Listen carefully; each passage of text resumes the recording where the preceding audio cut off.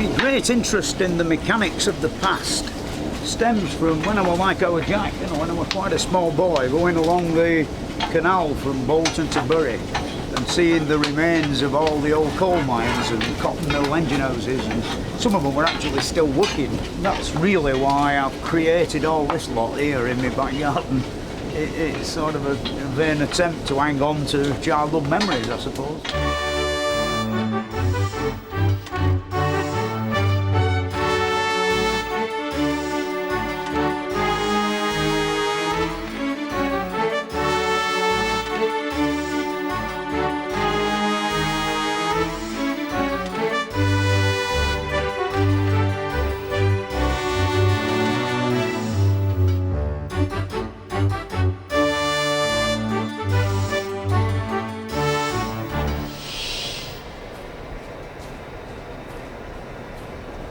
I suppose you think that I'm here to actually knock this thing down, but there's so few of these things left now that, you know, I'm here to preserve it. You know, we've just put 16 new iron bands round, you know, to preserve our industrial heritage.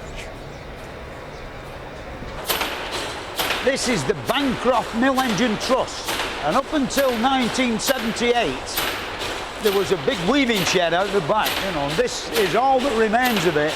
The engine, the chimney and the boiler, and it's situated at Barnoldswick on the Lancashire and Yorkshire borders. We've turned it now into an industrial heritage centre where everybody can come and see the original mill engine in steam. There used to be loads of engines like this where I come from. Every coal mine and every spinning mill had one, but alas, they've all gone now.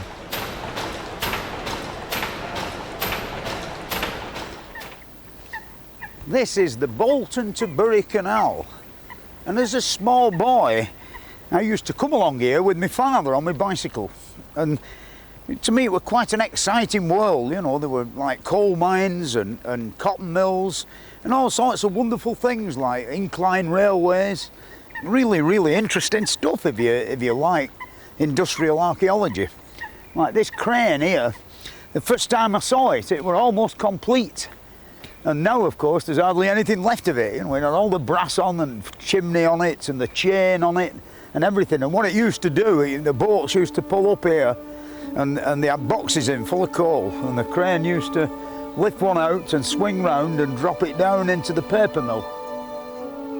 Britain was the birthplace of the Industrial Revolution, and although machinery like this is now sadly decaying, for more than 200 years we led the world in harnessing the power of coal, water and steam to drive the heavy machinery that made mass production possible.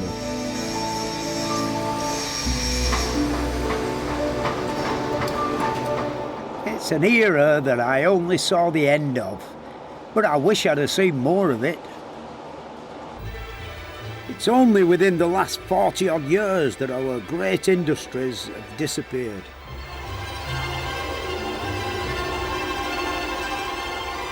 In the 60s, the skylines of Lancashire mill towns still bristled with chimneys, and the view of Sheffield by night was something like Dante's Inferno, with the glow of the furnaces lighting the sky, and of rivers of glowing white-hot molten steel flowing through the smoke.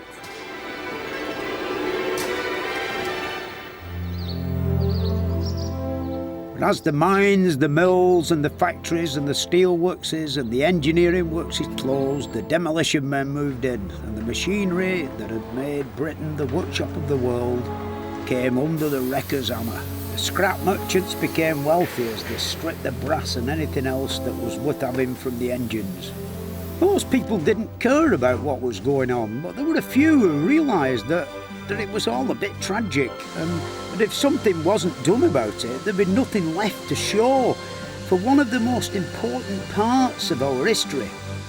People started to restore old engines, and steam locomotive preservation societies began to appear. 30 miles an hour! Thanks to the interest and dedication of these people, a small part of our industrial story has been preserved for future generations.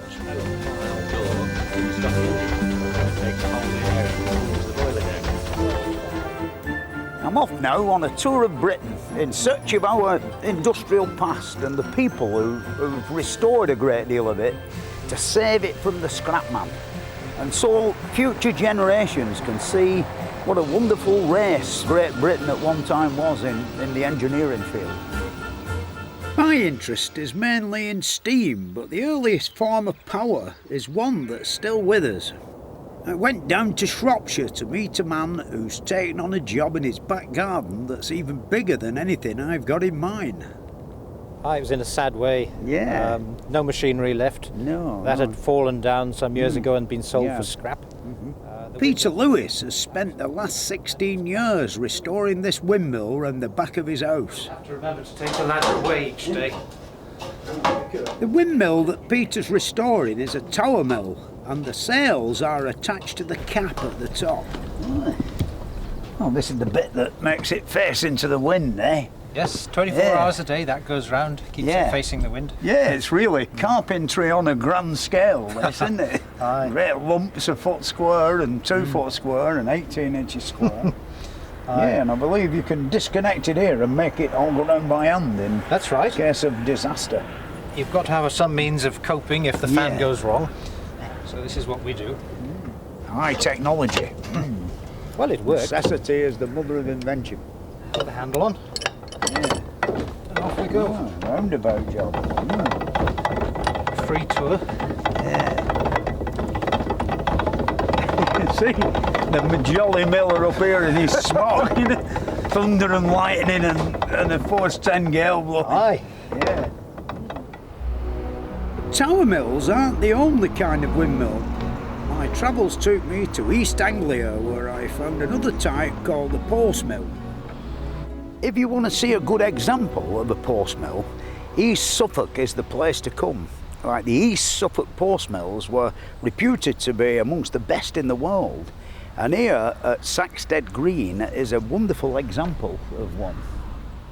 The fantail on a post mill is much lower, and that's because it's not just the top that turns to face the sails into the wind, but the whole windmill. So with a post mill you can turn the whole building round, and if you've not got any wind, the corn grinding comes to an halt. Hello, Jonathan. Now then. Well, hello, Fred. Nice to see you. What's this operation you're performing at present? Well, the old mill has got what we call tail-winded, which it very rarely does, and that means it wasn't facing the wind properly. Yeah. So we've just had to get a little helping hand to get it into the wind. Yeah. How many tons are you actually turning round with this handle? Well, I reckon it's about 18 tons. There's about 6 tons of sails altogether, and 2 tons of stones and the superstructure. Do you want to have a go? Yeah. You're a strong chap. Quite fantastic. Yes. Wait a minute, it's quite easy, isn't it? Oh, really? yes. You'll be all right when you get to the next parish. Yes. You're never getting 10 mile an hour up.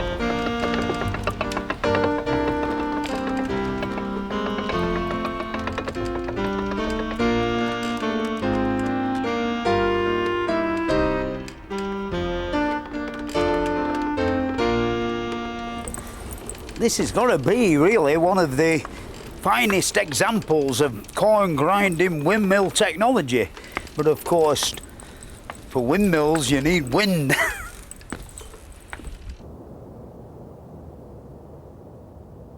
Water was a much more reliable source of power, and you can still see plenty of examples of working water mills around the country.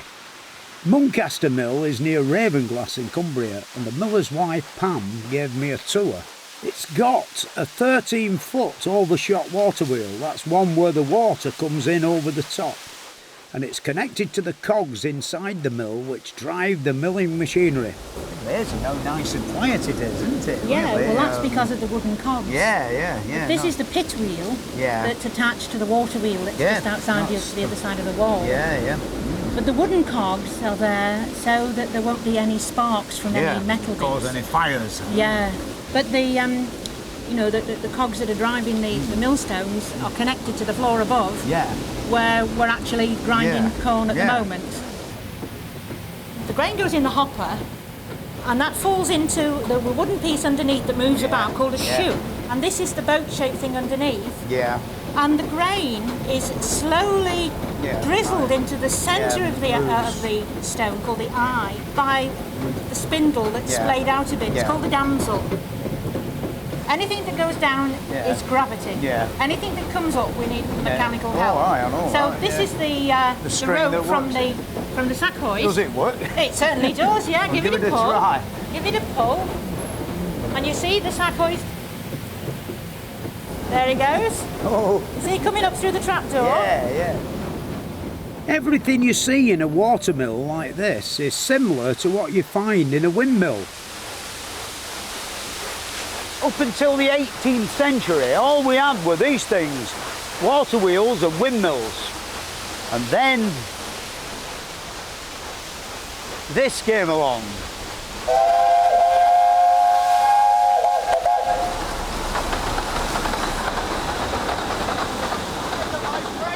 Well, not exactly steam railways. They came a bit later, but the Ravenglass and Eskdale Railway runs right past Muncaster Mill. And I wasn't going to let this beautiful little steam train like this go past without having a ride on it. Extendable roof here. Oh yes, we. It's very handy when it's raining hard. You can keep drying all weathers in this engine. How old is this locomotive? 75 this year. Yeah, 75.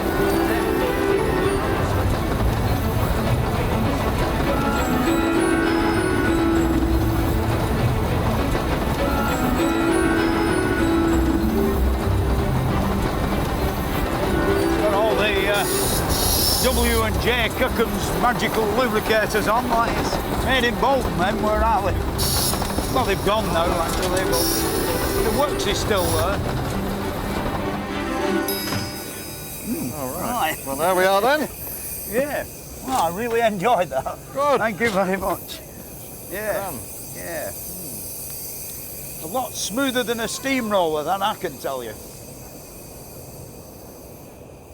And the very first steam engines weren't very smooth either. They weren't polished, shiny things like this. And they didn't go anywhere. They were much more primitive affairs than this.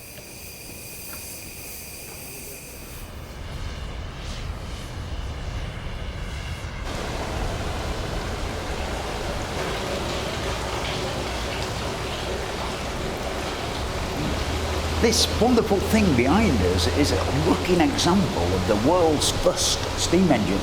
And this is Ian, who is the curator of the Black Country Museum, who's going to tell me how it works. Isn't that right? Well, yeah. It's actually the world's very first steam engine that's recorded, built by Thomas Newcomen in 1712, although he didn't actually build this one. He built the original within about half a mile of here in Dudley.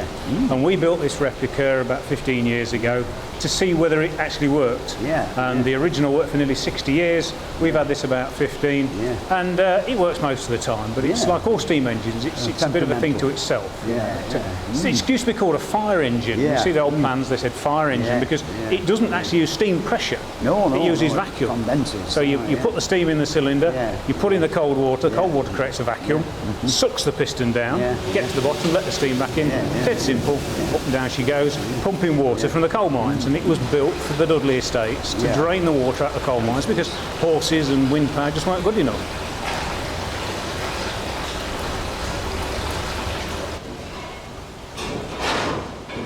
The trouble was that the first engines weren't very efficient. After Mr. Newcomen's atmospheric engine, which was basically made of wood and a bit of a ramshackle affair, it wasn't until 1765 when a famous Scottish engineer, James Watt, came along, and he did a lot of important things. He invented the parallel motion at the other end of the beam, and then the other important thing, he stuck the crank on the other end and the connecting rod and made a wheel go round. And that was the prototype for the next 100 years for all the steam engines up till 1860 period. The beam engine became the workhorse of the Industrial Revolution, and in its most crude form pumped water from the mines, and then in its later development into a reciprocating steam engine, it powered the ironworks, textile mills and any sort of factory that needed power.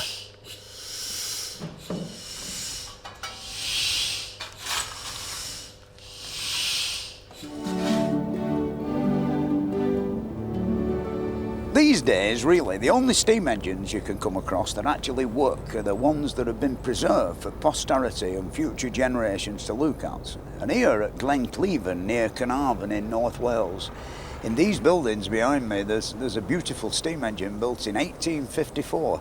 The thing is, I initially came here to do up the chimney stack. And when I first came, it was such a sad sight. The buildings behind here, the chimney were covered in ivy and looked like a Cornish tin mine. The buildings had holes in the roof and trees growing out of window openings and all of that. And the steam engine were in a really, really sad state. When I finished the chimney, I managed to secure the contract for doing up the steam engine, which I spent roughly 18 months with 2 other lads. That's it. When I first come through that door, I think somewhere around about 1988, and looked at this thing, it were in a terrible state, you know, it was absolutely rusted solid, and it had been vandalised and all the brass bits had gone. So I took it all back home to Bolton and took a shaving off everything and brought it back and reassembled it. And we've got to do quite a bit here. I mean, number one, this shiny bit here. We actually made the flywheel go round by using an oil engine which we borrowed from the agricultural college next door, and we took a shaving off here and I shined the crank up here. Don't really know how I did that now because the state it were in, like corrugated iron. And of course this was the problem, you know, like the Cornish boiler. Like part of the contract was to jack the thing up and have a look at the bottom. And when we did, you know, we didn't need a boiler inspector, you know, you could have put your boot through the bottom. So, you know, with lovely old thing made in 1854 by Mr. D. Winton at Carnarvon, and no doubt brought up the road on horses and carts way back in 1850, no good. And down the pub where we stayed, there were a fine body of lads who worked for the Coast Guard, and one of them said, I know where there's a boiler not very far away at Port in Norway, belonging to Mr. Roberts at Port Pie Manufacturer. Anyway, we went seeing Mr. Roberts, and cut a long story short, he gave us the boiler. Well, he gave it to Carnarvon Council, and we got it up here and tested it and installed it next door. It's a vertical cross tube boiler, and it's got 12 cross tubes in, so it's a good steamer.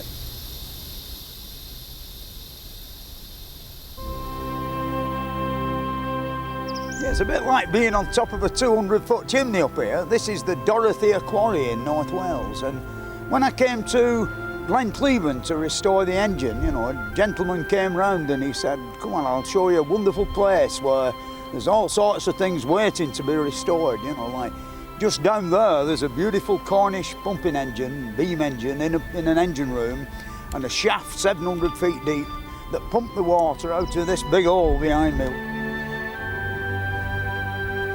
There were once 500 men worked down that hole, and in this area alone, up and down the valley, within a mile or so, there were 2,000 and odd people worked all together. And now there's nothing, only all these lovely old ruined buildings.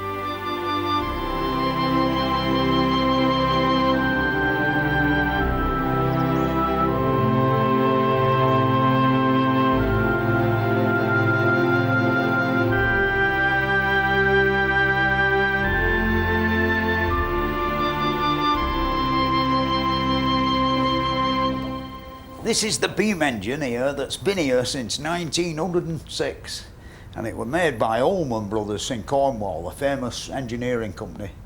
The thing is, it were installed initially to pump the water out of the quarry next door, which is 600 feet deep, and it gave up finally pumping in 1956, and they replaced by 2 electric pumps, you know, and did the job for a quarter of the price. And now it's patiently waiting here for some restoration money so I can perhaps make it go again someday.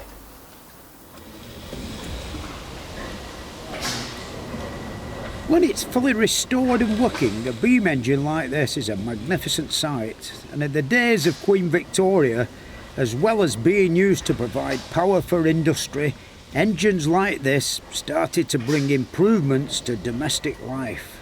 As the Industrial Revolution progressed and the population grew, the demand for clean water grew as well. Because it provided such an efficient method of pumping water, the beam engine became the basic working machine of the water industry.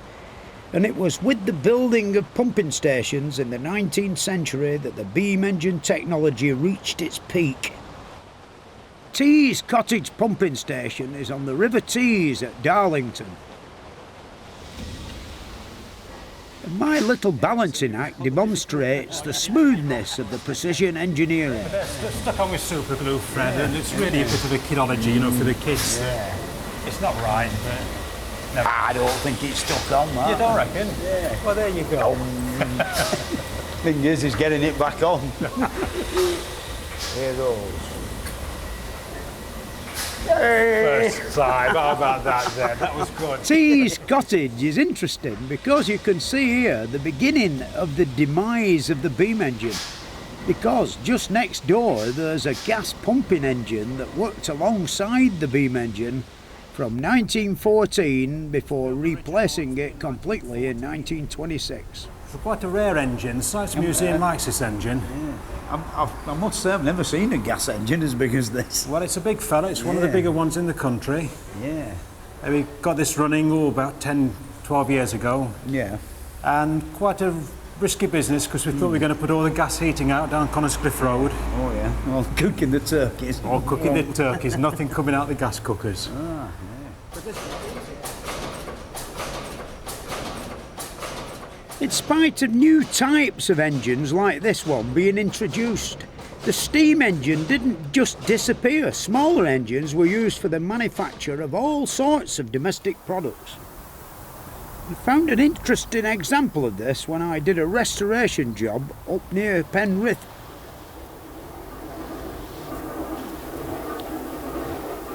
This is Wetherig's Country Pottery in Cumbria, and this wonderful thing behind me here is a blunger. And a blunger, I thought they were kidding me when they mentioned like blunger, but that's its real name. And believe it or not, this is the last steam-driven one in existence. And when I came here about 5 years ago, the thing was like ready for falling into the pit, which mixes the clay up.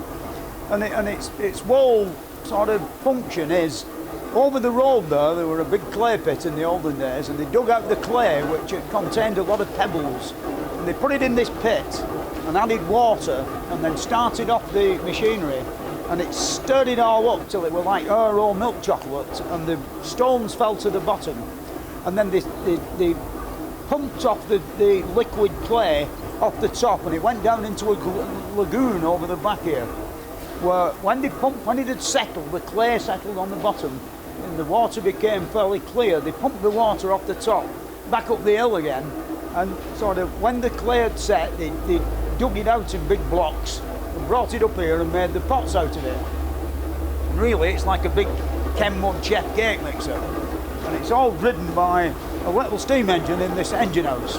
This is Josephine, you know, this is the engine that drives the blunger outside. And it took me and my assistant about 6 months, 7 months to restore it. You know, we pulled the thing to bits and chartered it back to Bolton and restored it all and brought it back here. And here it is now, driving all the machinery in the pottery. And that thing you can hear making the noise next door, that's the boiler. You put a bit too much coal on it, it's blowing out. As far as we know, this is the only example of a steam-driven potter's wheel in existence. There's lots more to know and places to go like this one. You know, if you're interested in our industrial heritage, there's a number you can ring about places of interest and special events up and down the country. You can also find out how you can get involved with local restoration, you know, so ring the number up on the screen and visit our website. All this modern technology, you know, websites, my God. In some industries, steam power never replaced water power. Wheel Martin China Clay Heritage Centre is in St Austell.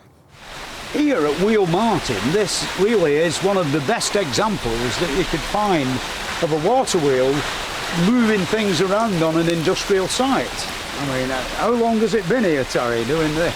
This 18-foot wheel has been here since about 1902, and it was pumping slurry around the site right up until 1962. It picked up slurry from the pit, and using those pumps down there, pumped slurry to where it was required. This is it. Technology from a long time ago. This is the core of the business here. Yeah. The tail end of that water wheel power supply. Yeah. I like how it does a bit of a shudder when it goes into reverse. Yeah. The thing to remember is that none of these sources of power have ever really gone away. Take water, for instance. We still use it to generate electricity. Well, here at Festiniog Hydroelectric Power Station, this lake behind me here is a 1,000-foot deep, 14-foot diameter shaft under that building over there. And when they pull the plug out, down goes the water and works a water turbine 1,000 feet down the mountain.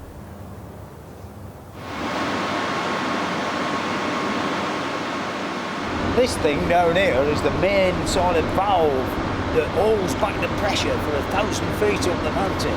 And of course you can see why it's rather an hefty piece of engineering. Don't know how they do when they want to change a washer, with all that pressure up there. And of course when it opens, the water comes down and through to the water turbine and generates the electricity.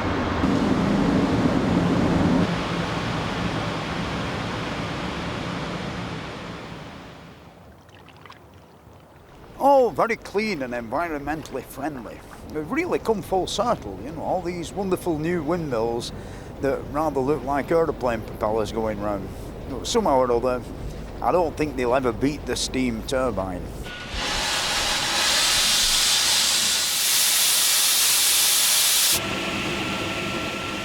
This lot here, it all works full bore, and you can drill a 2.5-inch hole through an iron bar, or you can forge a big lump of iron 2 inches square, or saw a piece of stone in half a foot thick. So I don't think I've done so bad really out of the junk that would all have gone into the scrapyards, but for me.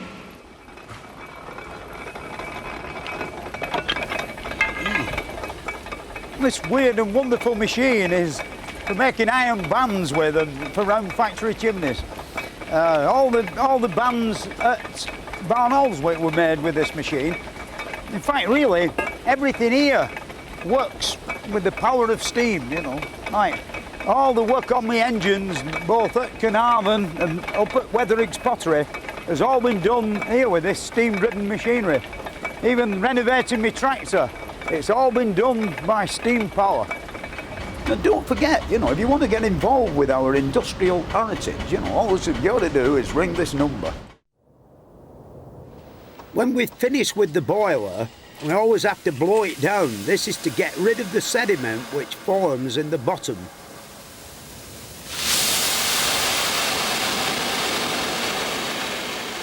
It reminds me of the mills in Bolton when I was a small boy. Every Friday, about 5:30, they used to blow down the boilers like this. And when you're a kid, it's quite frightening.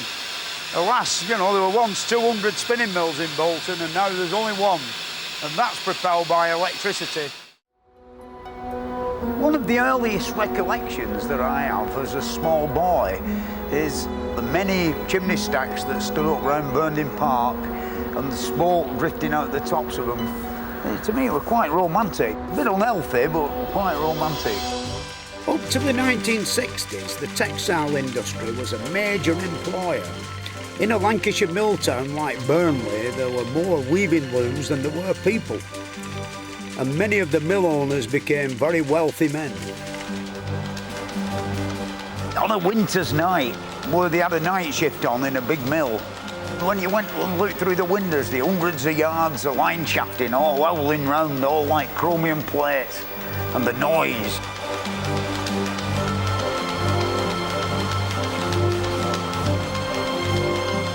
Bolton, where I come from, were quite famous for its fine spinning. But here in East Lancashire, this is Burnley and this is Queen Street Mill. They were very famous for weaving, and this is a great weaving shed. And if you really want to get the feel of what it's like in a steam-driven weaving shed, this, without a doubt, is the place to come. Good morning, Evelyn. Morning. It's all very peaceful and quiet in here this morning, isn't it? Yeah. It's when that big steam engine starts up, that's when the racket starts, Yes, isn't it? Yeah. yes. I know you've been in this job all your life. When did you start? When I was 14. Used to work, but like I say, hard work don't kill nobody, does it? No, I don't think so.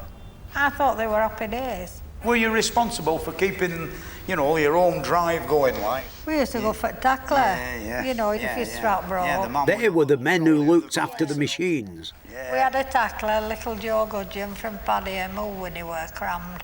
Yeah. And you know, he were a real good tackler. Yeah. And I used to say to him, here Joe, have a toffee. It used to buck him up a bit, you know. Yeah. I know these are a bit violent when they're going, aren't they? Yeah. Well, he tipped me on the elbow and I'm ready for going. When tackler must have seen me, he picked me up, threw me over his shoulder and took me out. I were on my own. Have you ever been married? No, never. You've never been married? No, yeah. no. Oh, I've been married 3 times. Have you? Disaster area, me. Oh dear. Oh, you're greedy for punishment. Oh, yeah, I am. How long did it take you to learn when you first came? You know? 8 weeks and I was homeless. You go homeless. Well, time went on and years went on and I started learning people myself. Yeah. I know what learnt me. She said, Evelyn, I never thought I'd have seen day when you were learning somebody to weave. She said, because you were a homeless little devil.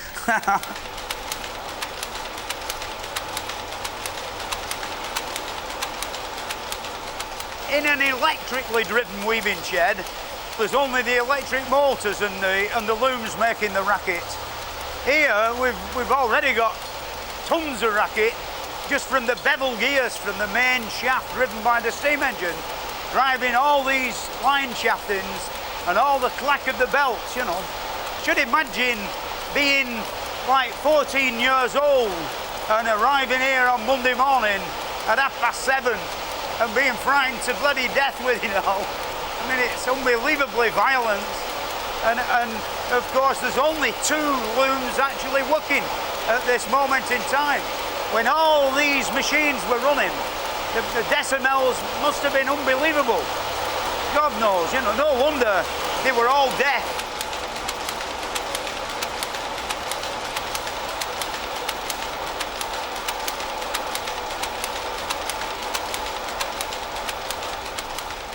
One day I was mending a chimney and the engineer at the mill, this particular engine were in a weaving shed similar to this. And you've heard how these gears roar and all that. Well, you can imagine they've repaired the engine and it's the middle of the night and they set the engine on just to see if everything works all right. And all of a sudden, all the operatives appeared, or most of them who hadn't got an alarm clock. Their lives were totally ruled by the noise of the gearing and the engine. You know, when the engine started, they thought it was 7 o'clock. And in actual fact, it was 3 o'clock in the bloody morning, you know. They all appeared ready for work at 3 o'clock in the morning. The man who keeps all the machinery running is Owen. And like all good engine drivers, he has to have a good ear just in case anything goes wrong.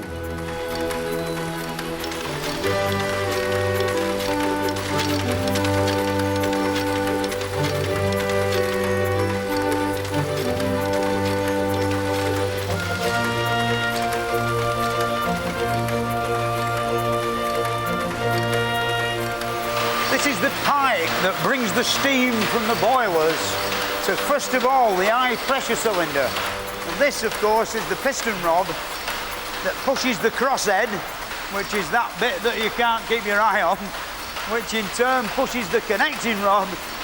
And this here is the big end. And this is a really interesting bit. This lubricator, they couldn't afford to stop the engine at any time. So it had got to get some way of getting oil to it. And this fascinating thing in the middle is like a banjo lubricator. And the oil, of course, runs down the pipe and goes into the middle of there. And then by centrifugal force, it's forced round into the big end. You know, when I was a kid, they always fascinated me then. I never really worked out how they work, you know, when I was a little lad. Now, I'll go and have a look at the boilers now, where all the steam's made to keep this greedy monster going.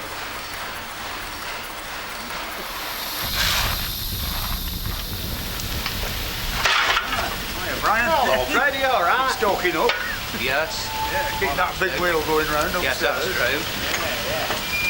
Yeah, when I was a kid, there were bloody hundreds of these, weren't there? There were 3 down every street, and now there's hardly any left. I mean, when you think, when this were working on maybe £100 and odd per square inch, every square inch of this had £100 trying to get out, you know. Yeah. I mean, a beer can will hold about 60 or 70 pounds, so they tell me. And when you look at that, you think you'd be safe forever. But it's like the front plate is 7/8 of an inch thick and all, but they still manage both. Oh, yeah. One of the main failures were the collapsing of the flue by low water. You know, when the water disappeared off the glass and the top of the fire tube got red hot, they used to come down like a kidney collapse, shape. Yeah.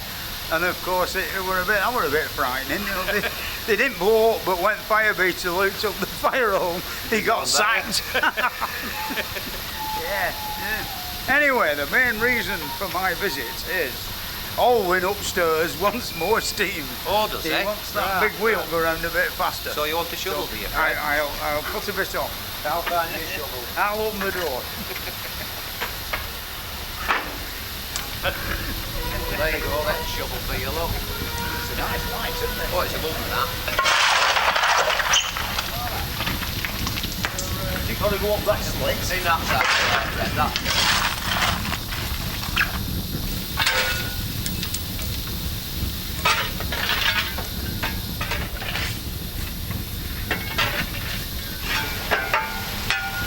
an aluminium shovel, this one. gold when heavy enough. People often ask me, why do they need big chimneys? You know, well, there's a simple answer to that.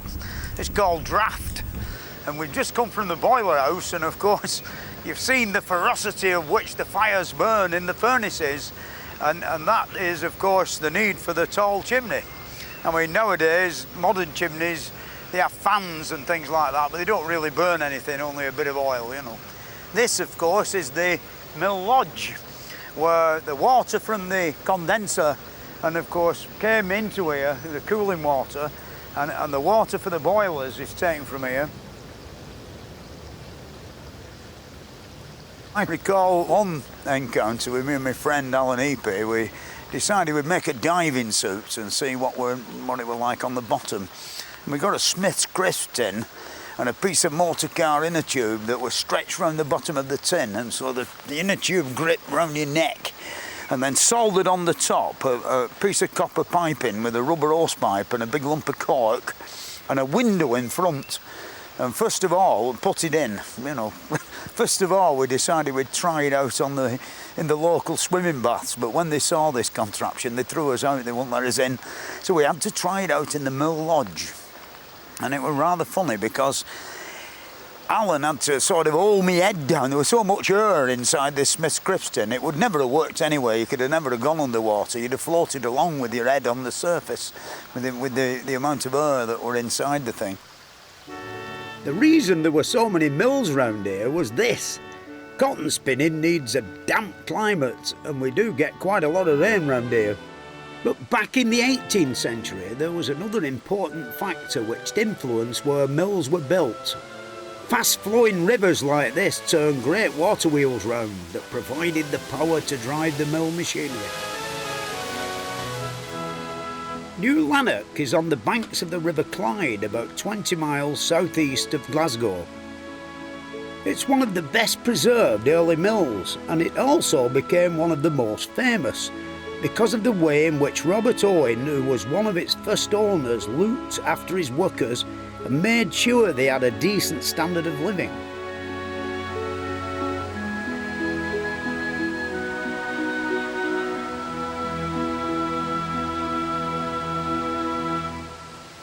I could see why Mr. Owen and Mr. Dale picked this spot here in New Lanark to build this place. Number one, because of the water, but the other thing is it's also very beautiful and picturesque. I don't think I'd have liked to have worked upstairs behind me on the top floor, but I wouldn't have minded being a maintenance man here. I should imagine that would have been very pleasurable. If I'd been around at the time, these are the type of machines that I'd more than likely been maintaining. Really, if you want to see some of the most ancient textile machinery in the land, where better to come really than Lancashire. And this is the Elmshire Textile Museum, where they've got an unbelievably large collection of all sorts of things.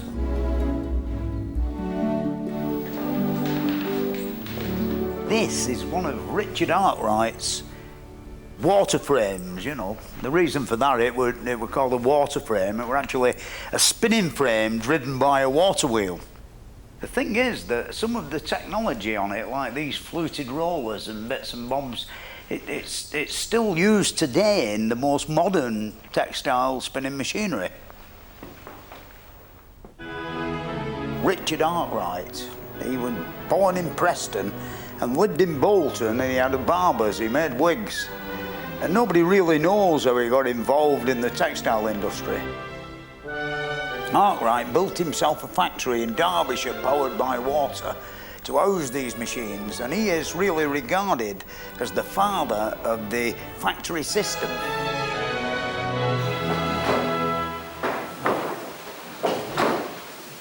This place originally was a wool finishing mill, and these are called fulling stocks, and they put the raw material, the cloth, in the bottom of here. This machine beat it for approximately 8 hours, but it came out with like a wonderful felt-like finish. You know, I think after 8 hours of this, it'd have ruined it, it'd have been bashed to pieces, but not so. Lovely, lovely texture. I believe used for making horse blankets out. This machine made in 1849, and the whole place is driven by the water wheel in the background here. But it was the quality of the cotton that was made here that made the name Lancashire famous throughout the world. It stayed like this until the 1960s, when the market for cotton collapsed with foreign competition and new synthetic fibres appearing on the market. This was the death knell of the cotton industry proper. The mills started to close down and the demolition men moved in. When they were closing, most of the scrapmen round here had Rolls Royces. It was all so sad. They just smashed all the windows and threw all the machinery out before they loaded it into their trucks.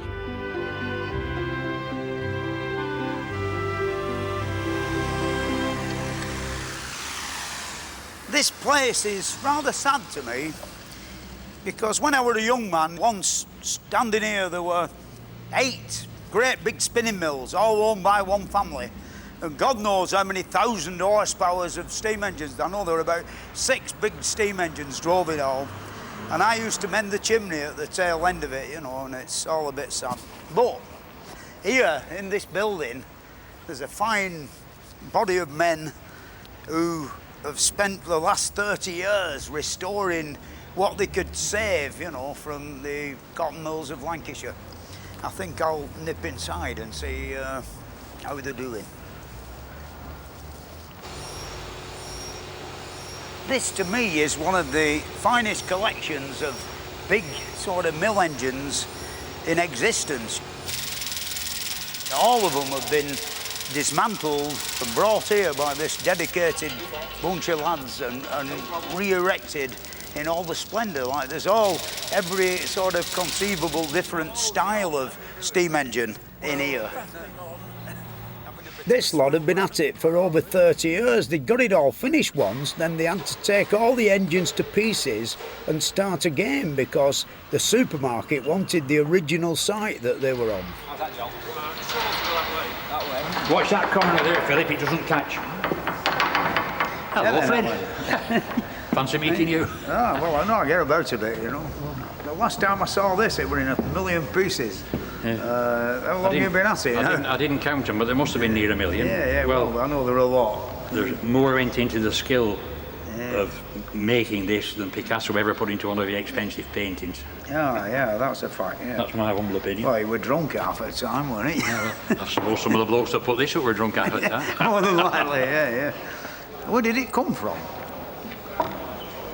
Jack? Where did it come from? Yorkshire. Yorkshire. We got there before the scrap blokes. Yeah, just fodder for them then, yeah. Well, it's heartbreaking to think of some of the tattle that's been scrapped. Oh, yeah. Still, it's all in the name of progress. Oh, is that what they call it? But progress didn't do much for the textile industry. Once there were an abundance of spinning mills in Lancashire, every town like Bolton and Manchester and Rochdale had dozens of them, and alas, nearly all of them have gone now. And this is all that remains here at Ellen Road, just off the M62 motorway near Rochdale. Mills like this were big places. 250 people used to work in this one. But now there's only the engine house left, and it's got one of Lancashire's last working steam engines inside. Good morning, Richard. Morning, Fred. Right? Nice to see you again. Oh, yeah. Well, I've been before, haven't I? Yeah. I know it's a tandem something or other, but what is it really, sort of thing? Well, if you really must know, it's a twin tandem compound steam mill engine. And it's a twin because there are two engines, really. This is Victoria and Alexandra there. To cut a long story short, it's tandem because it's got two cylinders that work together in each engine, and compound because the steam is used twice in each cylinder. The engineer, if he came into the engine house, which normally you wouldn't be allowed to do anyway, but if you crept in and he didn't see you, you'd probably see him sitting in an armchair somewhere, looking perfectly relaxed, but the job was actually very stressful because the whole of the production of the mill relied on the engine running at a constant speed. If all the operatives, as you know, were on bonuses for the amount of cotton that they produced, and if the engine broke down, they'd be losing money. But so would the management. But it's complicated by the fact that if the operatives put in for more money, then what the management would do would tell the engineer to speed the engine up so that they wouldn't lose anything, you see. And that meant it'd break down more often because it was under greater load. And of course, so he got it in the neck from the management and from the operatives. He used to go around and they'd put the windows through and things like that, And, not very nice. No.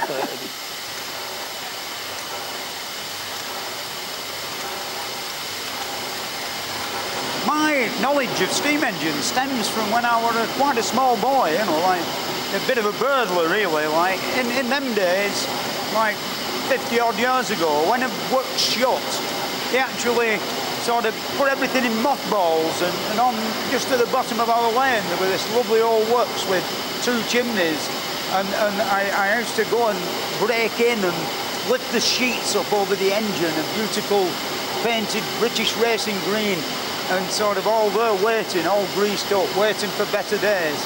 But alas, they never came, My next recollection, a big wagon and the boilers being dragged out onto the wagon and no doubt exported to India or somewhere like that. More than likely still running in India.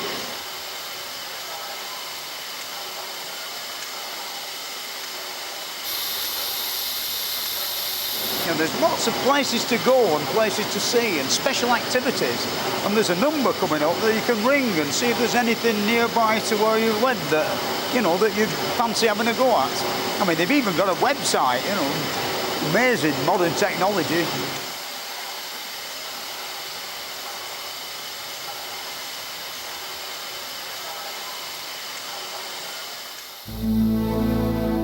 As the factory system developed, most mills were built in urban settings, but there were some in the country, and Cold Harbour Mill is a good example.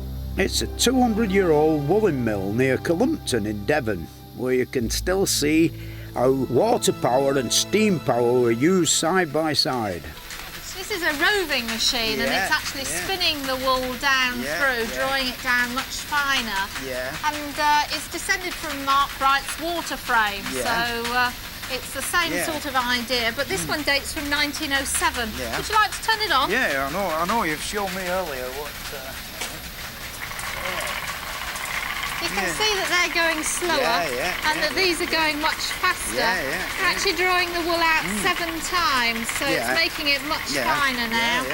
But we start off with worsted wool like this that we spin on the different machines here.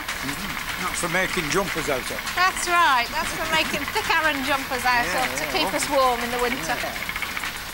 The water wheel that provided the power for a lot of the machinery is now having some much needed restoration work done on it.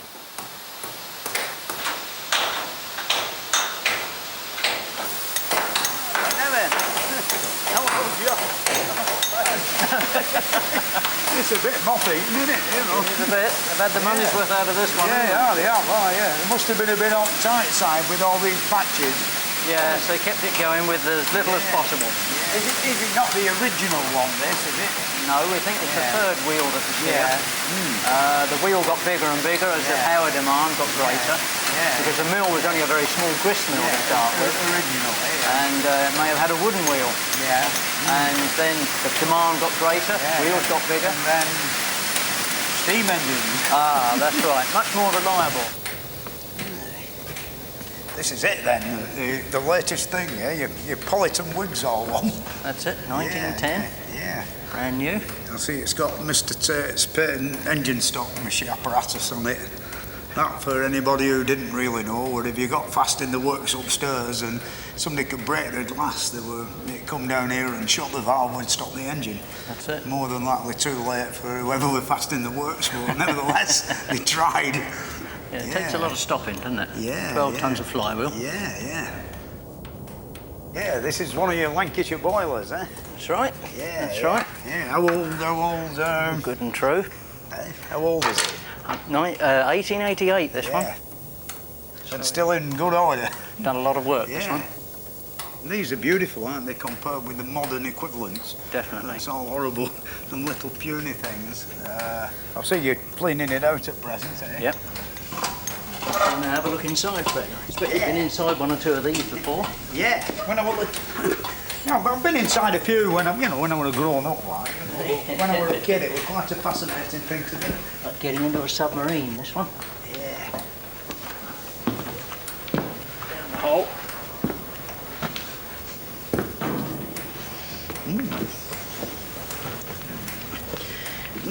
Bath time.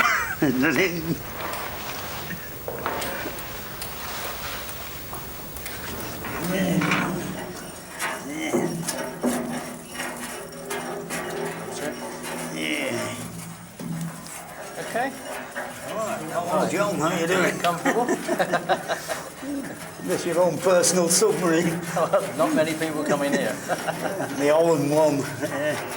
If there were any water in here, we'd be just about up to our necks, and if the fires were lit, which of course they're in these big long tubes that come from the front end, of course down below there's 2 great furnaces, and the water will be getting pretty warm. And in the upper bits where our heads are, well, this is the space that the steam were formed in to, of course, drive the engine.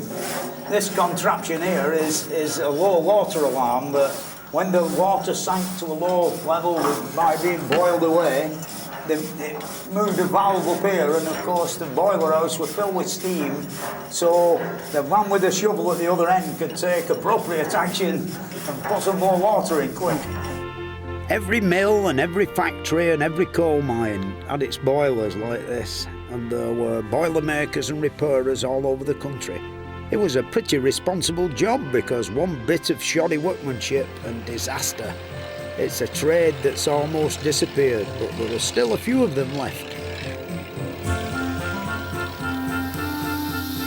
I've just come up here on top of the Yorkshire Moors to see my old mate, Mr. McEwen, who has got this wonderful setup, as well as his boiler works. He's got this lovely engine house with a few nice steam engines in. I'll go and see if I can find him.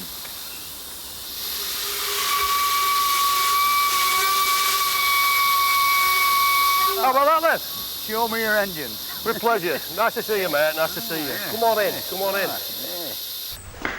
Yeah, I see you've done it then. Magic, yeah. Good replacement for the Arga, that, I think, isn't it? Well, it's the biggest, the most unique kitchen range in Great Britain, undoubtedly. So I'm informed, anyway. Yeah. We took it out of a mill down in Fazeley in Staffordshire. But I was very pleased to get this because it's a Bury made of Lancashire made, 1882. And it's William Bland, and you know. I've never heard of them. No, neither had I. Only 5 mile down the road, Yeah. You know, lots of people have these wonderful ideas, but they never come to that, do they? But this has, hasn't it? Oh yeah, it's come to fruition. Complete with repairs and everything, which quite wonderful, eh? I fell in love with them repair patches. It sounds odd, but I did. They're a lovely piece of boiler making craftsmanship of them. Yeah, the man who knocked these rivets in will be lying in a cemetery somewhere around Bury, won't he? Certainly will, yeah, he will.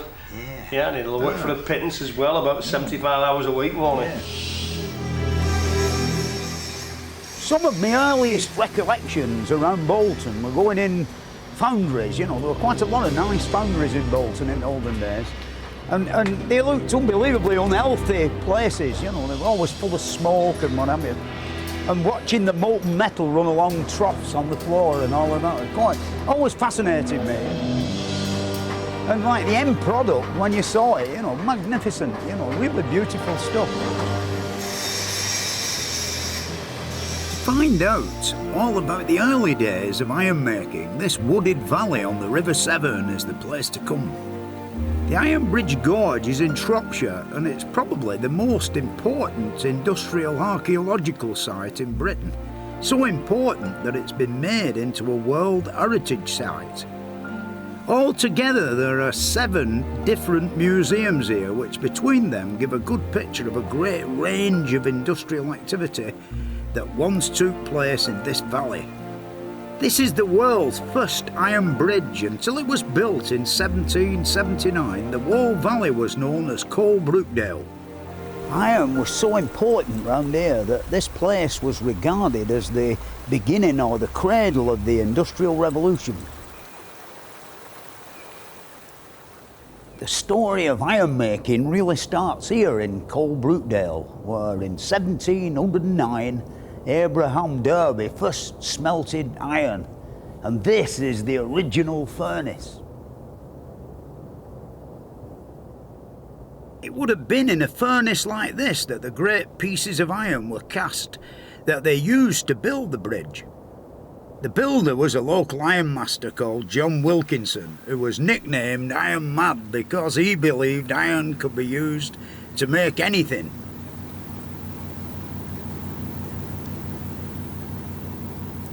As you can see, there's 1 or 2 blowholes in the castings. You know, they weren't too particular, but really on the whole, you know, the whole thing is beautifully done, all held together with dovetails and cotters and iron wedges.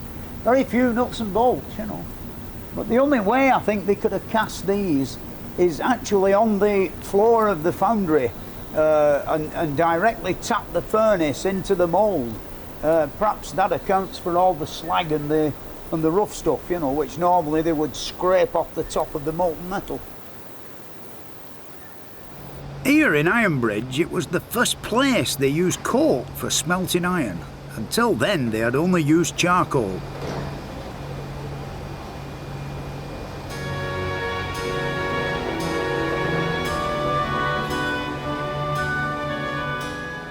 When Abraham Derby did this, he started a dynasty of iron founders in the gorge who were to change the entire face of industry. It wasn't just bridges they made here. The first iron wheels and the first iron rails were made here, and even the first steam locomotive by a Cornishman called Richard Trevithick. This is a replica of the first locomotive that was ever built.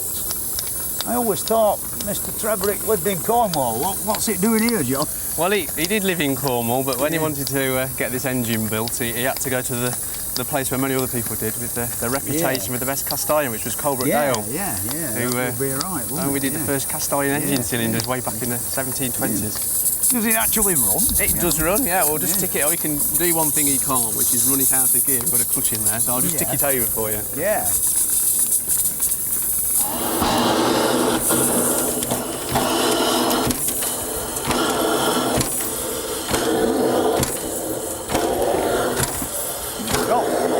interesting valve gear, isn't it? You couldn't get any simpler valve gear. He just knocks it, there's a plug valve in there, and he just knocks it one way and then the other. Everybody walks by and says, I thought Mr. Stevenson invented railways. But, no, that's not true. That's not true. That's Mr. not true. Treverick did it a bit before. He did it before. Well, this is 26 years before rockets. 1803. This thing. Yeah. Well, the original. The original was.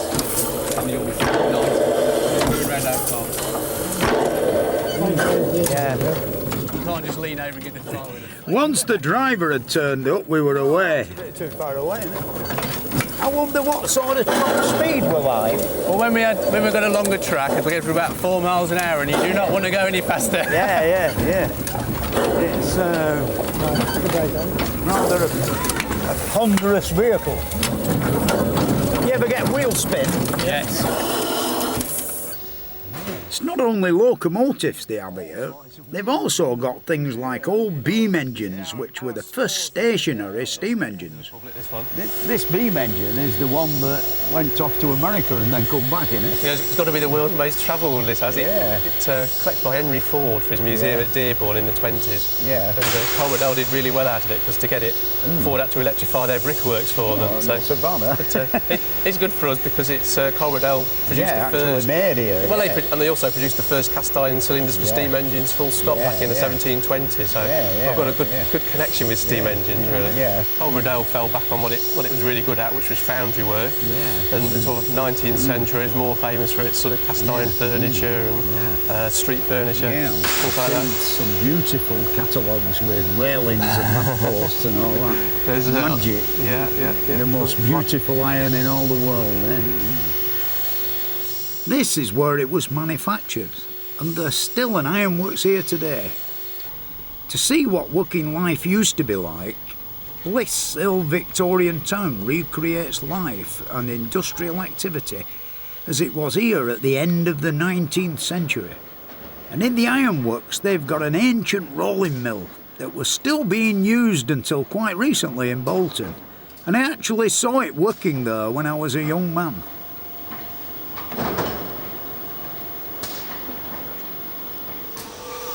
This thing here, made out of a conglomeration of railway lines and bits and pieces, is the furnace where they actually got the iron ox ready to put either through the rollers or underneath the hammer. And believe me, it was quite an exciting vision watching how it all went. First of all, when the signal were given, the guy crashed these big tongs into the fire, come out with a lump of iron weighing about 500 weight, shoved it on this trolley here. He got a race off with sparks coming off his clogs this way.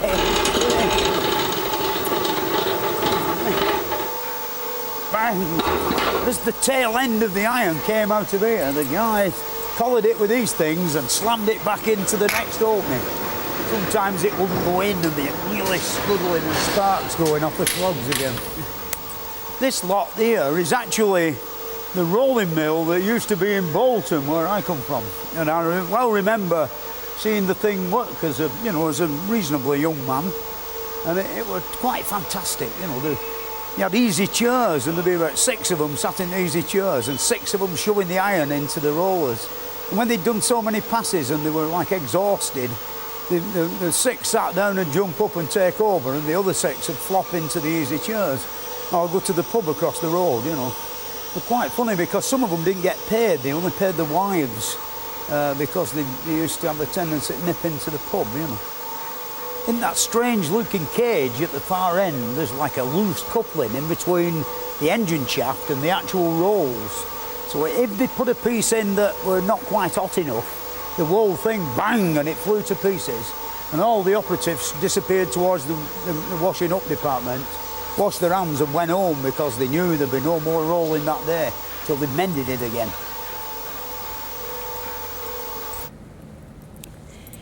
The reason for all this industrial activity around here is, at the bottom of this mine shaft here, which is 700 feet deep, there are 4 seams of coal, 1 seam of iron ore and 2 seams of fire clay. And that's why it all happened really around here. And they've still got a steam-driven winding engine here, which would have been used to get men and materials up and down the mine shaft.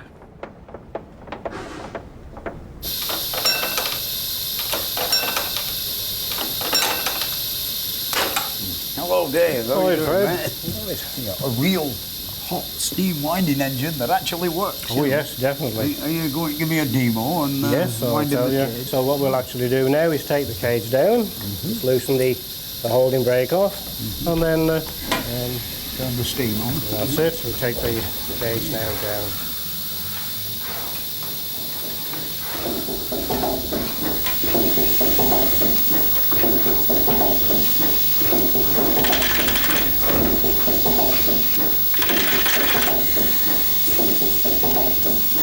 At the moment now it's freewheeling. Very near the bottom now.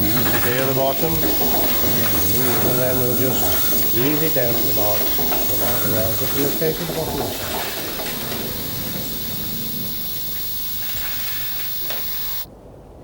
the Here at Ironbridge, they've got quite a wonderful collection of small stationary steam engines. You know, these things more or less went out of favour because of gas engines and electric motors. But in some places they carried on quite late on. I mean, this here thing here is a steam boiler feed pump made in Manchester by a man called Frank Pern. I've actually got one of these in my back garden at home.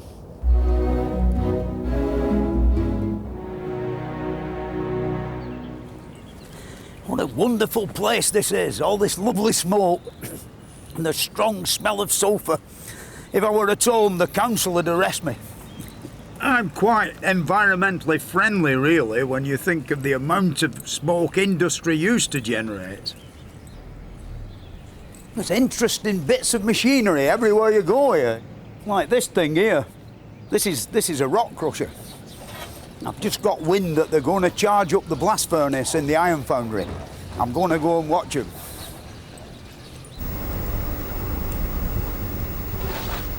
Basically what's happening now is in the bottom of the blast furnace there were already quite a good fire with coal, and Nigel's put in layers of cast iron, limestone and silicon, and then another layer of coal, and after about half an hour it'll begin to melt and it'll be extruded through a little hole at the bottom into a ladle and then be poured into the moulds. A foundry like this is an exciting place. In this one at Ironbridge you can see some of the ancient methods of casting the iron that all those early engines and boilers were made of. All they actually make here now are iron ornaments that they sell as souvenirs. There's 120 pounds of molten cast iron going into the ladle. That's just about all two men can lift up and pour into the moulds. Like, every town had 2 or 3 of these places in the olden days, until the advent of the profile burner, which put them all out of business. In bigger foundries, the ladles hanging on a crane and had gearing to take the thing up. Too much weight for 2 men to lift up.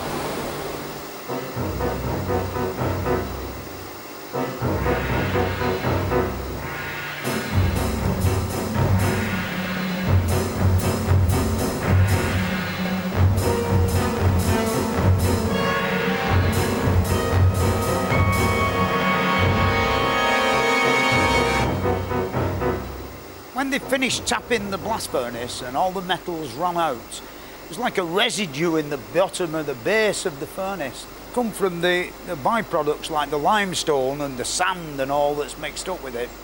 And if they didn't get it out, it'd set like diamonds, almost like glass. So as soon as it's over with, they've got to open the bottom and let the whole lot drop out onto the floor and rake it all out and put it out with an hosepipe. When I was repairing the chimney on foundries, I always used to stop work and go and watch this performance of dropping the bottom out of the blast furnace. It's always very exciting to me. As you've just witnessed, it is quite exciting. There's lots more to know and places to visit like this one, up and down the country, if you're interested in our industrial past. There's a number coming up that you can ring which will give you details of places of interest where activities are going on up and down the country. If you want to get involved in like local restoration, call this number coming up or visit our website. At Iron Bridge today, all the working machinery is powered by steam. But back in Abraham Darby's day, they only had water power. I wanted to find somewhere where I could see how water power was used in the iron industry. Industrial history can be found in some surprising places, and my travels took me to the heart of the Devon countryside. Here I found a place where they've still got some really ancient methods of making agricultural tools. Finch Foundry is in the village of Sticklepath near Oakhampton, on the edge of Dartmoor. It's not really a foundry, it's actually a forge where you can see how they used to make things like sickles, scythes and shovels. Water power continued to be used long after steam power out here in the country where there was an abundance of water. This machinery was used from about 1814 right up until the 1960s.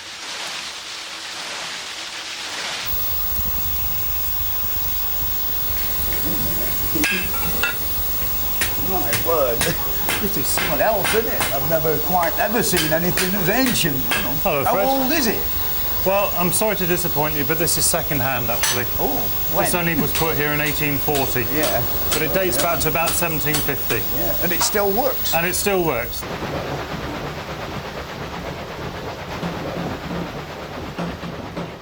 One of the water wheels is connected to another big wheel inside the forge, which provides the power for the tilt hammer. I think this hammer's seen better days. It would need to lift a lot higher than this to make any impression on a big piece of metal.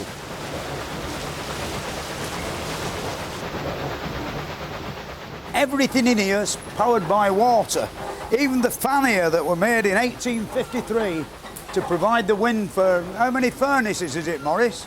4. Yeah. Yeah, 4. And yeah, at least you don't have to pay electric bill, do you, like me? No. This is a very early example of a drop hammer. And we're going to have a do at making it go. There then.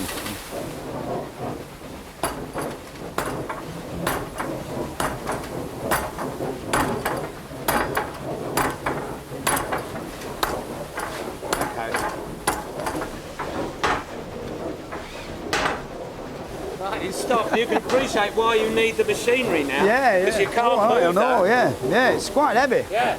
Does the vicar know about this? Yeah, we have to take them back every Sunday. Well, hang on. Oh, yeah, belt's off. Belt come off.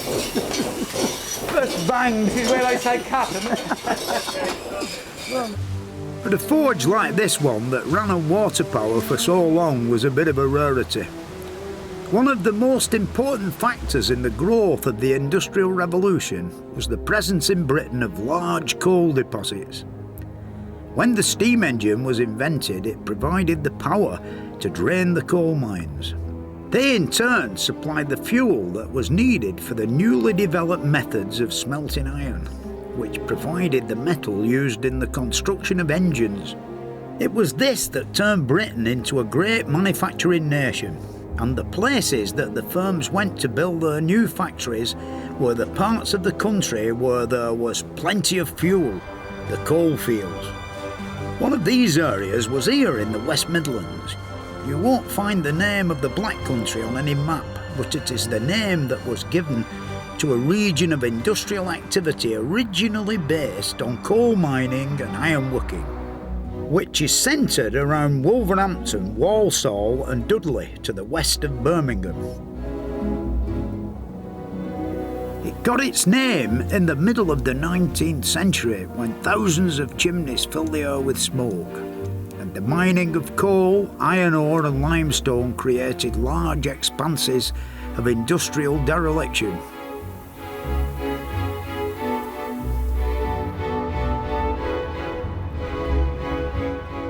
The Black Country Museum in Dudley is a living museum. Here you can see craftsmen demonstrating jobs like nail making and chain making from a time when this was the art of industrial Britain. Nails like this were used for building canal barges. And then Brian, how many of these do you have to make in a day? Well, with boat spikes, we should be making about 1,500. Yeah. Half a ton. Yeah. Look a minute, what time did they start? As soon as it were light. Yeah. And I worked until it were dark. Right, the first operation upsetting the end. Ah, that's it, there he goes. Yeah. Right, now we'll upset the head. Means we're thickening the end out, making it roughly nail shaped.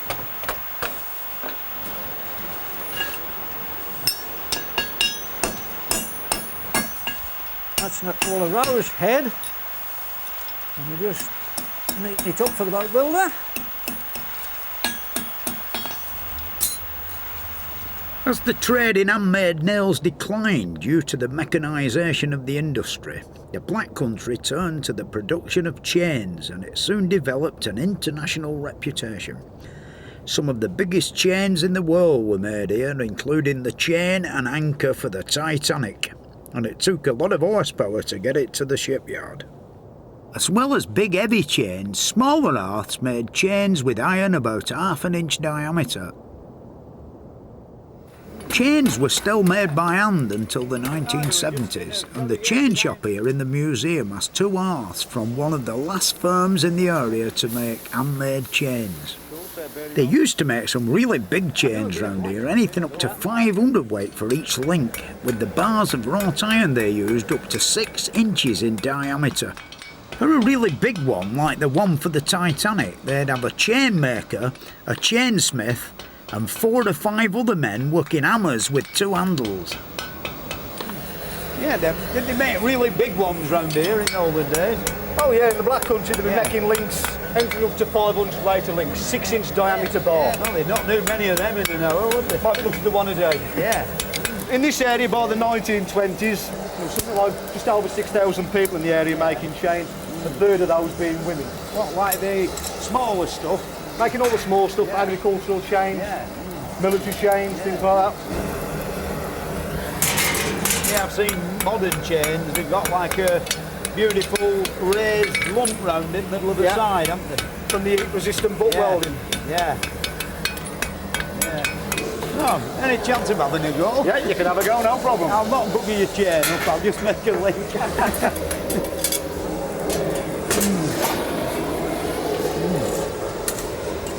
It don't take long to get them up with that fire.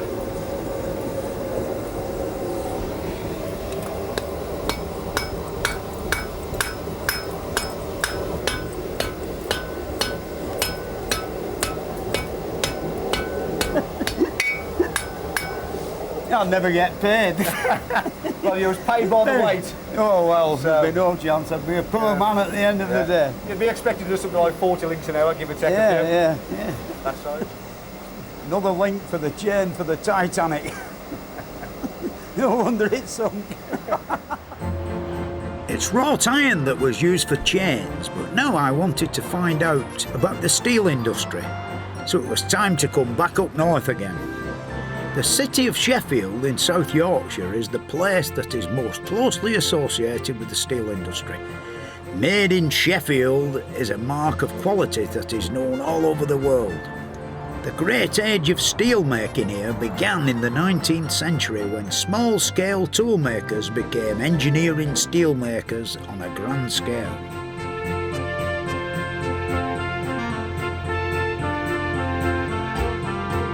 Kelham Island Industrial Museum is near the centre of the city.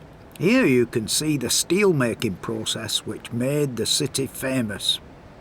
Up until the 1850s, they only had really cast iron, you know, and they really needed something a bit tougher. And along came Henry Bessemer in 1855, and he invented this thing, like a giant egg cup. And basically, what it does is the molten cast iron is poured into the top of it, and then wind pressure at 25 pounds per square inch is blasted through the molten cast iron, which takes all the impurities out of it. And when they run it off from here into ingots, it can be put underneath the steam hammer and forged into big blocks that can be put through rolling mills and made into things like railway lines and wheels for railway wagons. And with this, steel could be produced cheaply and in bulk. Sheffield is very famous for all sorts of metal products, you know, like this is Sheffield plate here, but mainly cutting tools, you know, like things from lathe tools to surgeons' equipment for sawing your leg off and things like that. And really, unless you've ever bought a pair of Taiwanese scissors and compared them with a pair of scissors made in Sheffield, I mean, I've got a pair of scissors made in Sheffield and I left them on top of a wall for 2 years, and when I found them again, put a bit of oil on them, they were just as good when I'd done, you know. While you're at Kelham Island, you can see some of the last of the little mesters at work. These were self-employed craftsmen who specialised in different aspects of the manufacture of tools and cutlery. At one time, there were hundreds of them operating from workplaces all over Sheffield, but today there's only an handful of them left.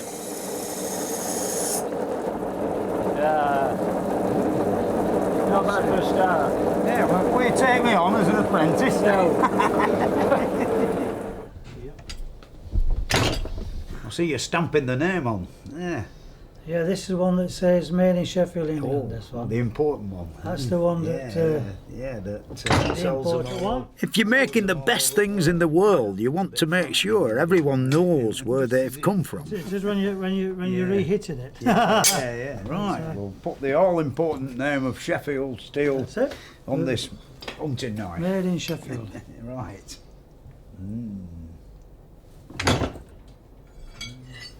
There it is. Right.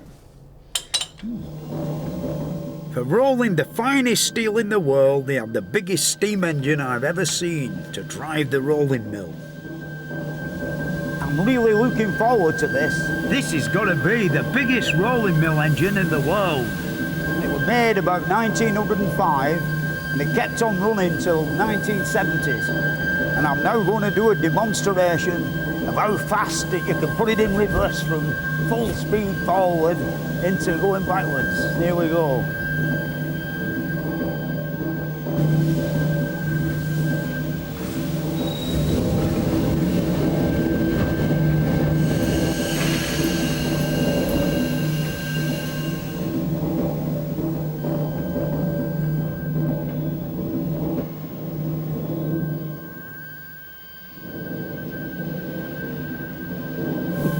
Did you like that?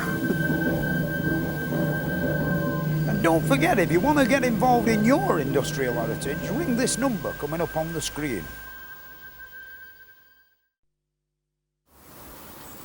Well, my interest in the mining business stems from when I was a small boy, you know, like a lot of people don't realise that in this village just down the road there were about 9 collieries of one sort and another.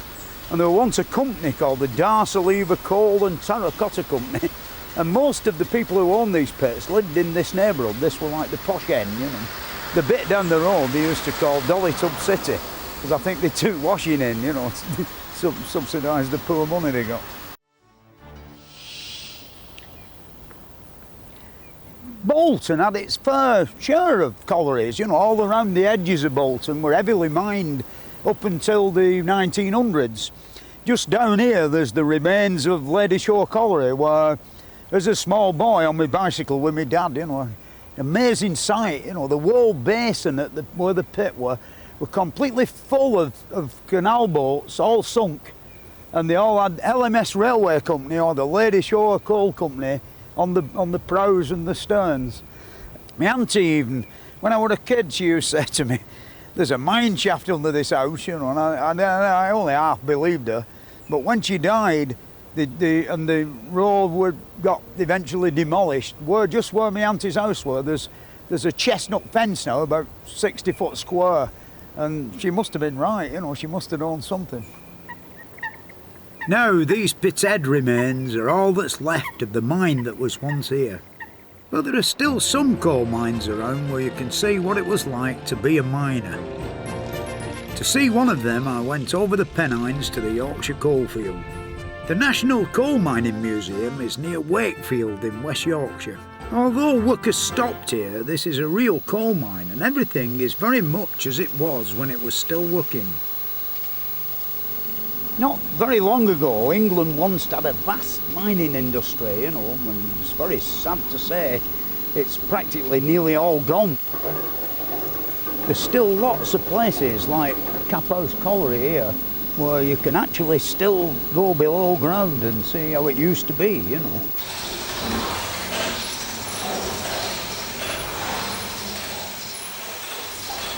Yeah then, David. All right, Fred? No, not so bad. I see you've still got a wooden end here. Aye, we have. It's one of the only ones left in Europe now. Yeah, I can imagine. Yeah. This engine was installed in 1876. Yeah.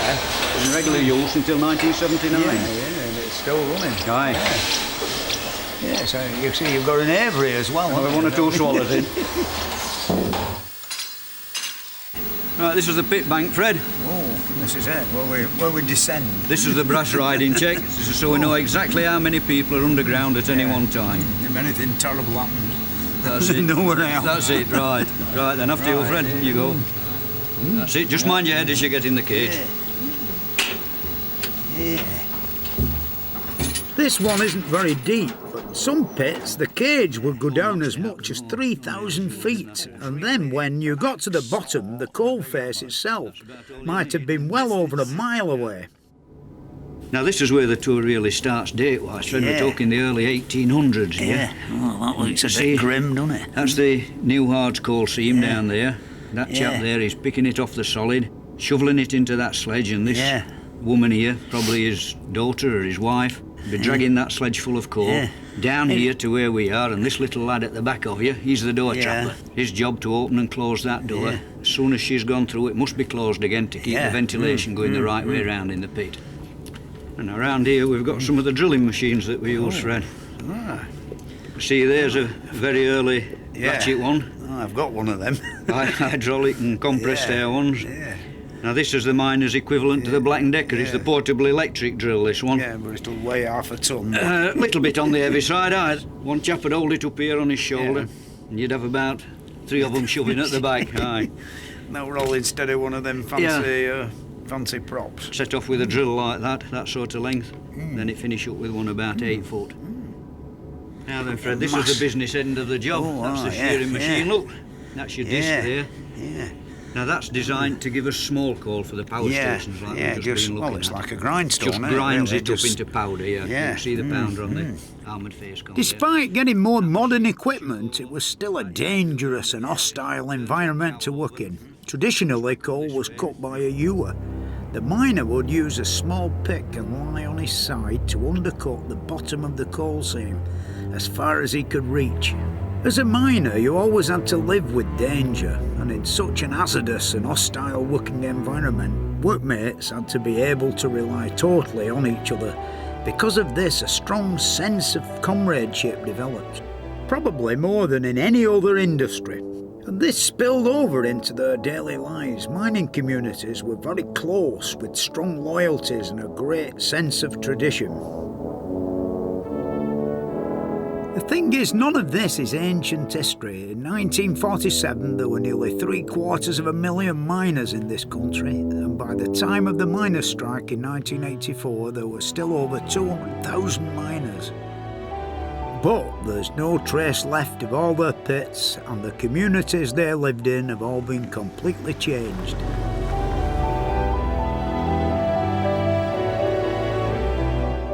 One of these communities was at Newton Grange, just south of Edinburgh. Lady Victoria Colliery was closed in 1981, but all the buildings have been preserved as the Scottish Mining Museum. They always had a pipe band there, and that's a tradition they've kept going.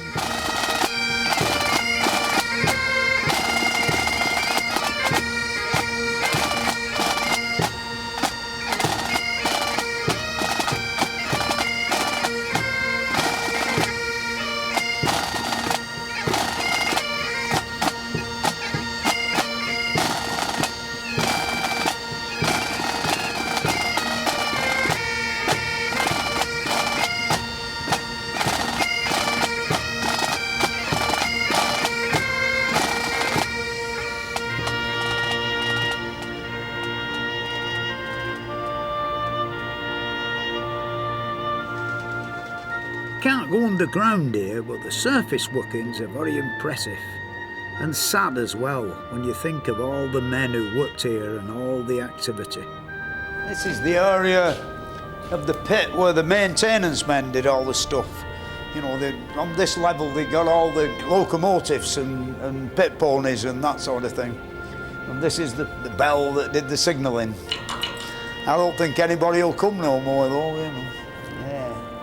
Yeah, and this is the top of the shaft, which went down, I think, for 1,500 feet into the bowels of the earth.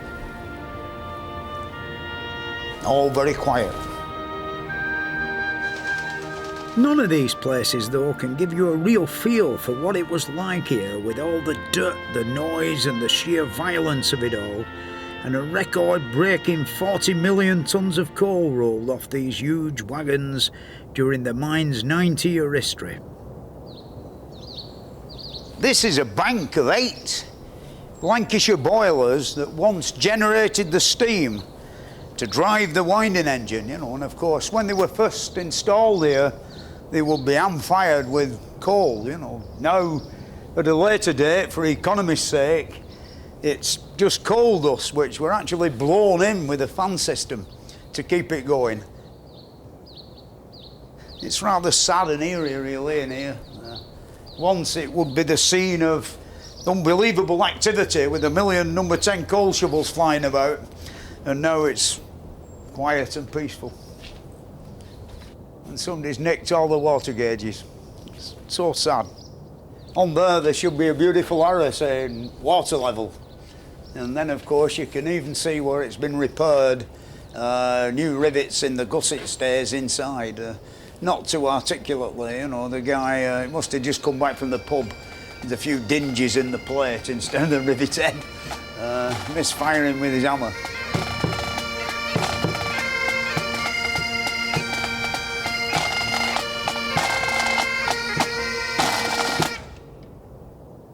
After seeing this, I wanted to get back to the early days of mining, when all the wealth was underground. And it wasn't just coal. Tin, copper, slate and lead were all extracted from the ground. Whatever you were mining, life was hard and working conditions were primitive. In the 18th and 19th centuries, the North Pennines were Britain's major lead producer, and on my way back from Scotland I stopped there to find out about working conditions. The Killope Lead Mining Centre is high in the hills near Alston. Here you can see how water power was used to drain the mines and power the machinery, and you can see the sort of conditions that hundreds of children used to work in, separating the ore from the waste. Labour-intensive looking contraptions. Well, that's right. This is where the kids worked.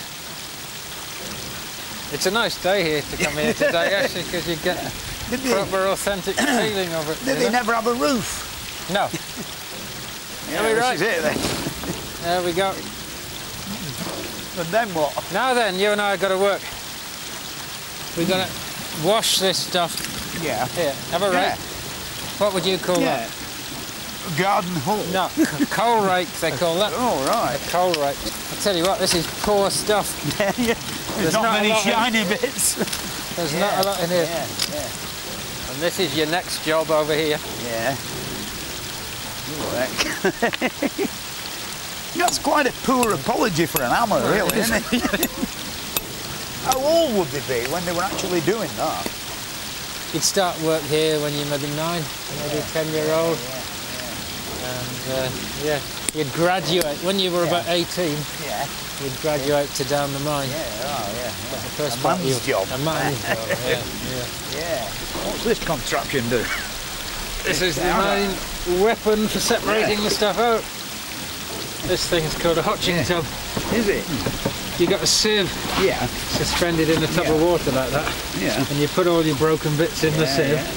And then you jiggle that up and down at the end of this arm here. Right, you want to have a go, Fred? Thank you, Ian. It's very nice of you on this wonderful day. Can I stand and watch? The beginning of my apprenticeship into ushing. That's it.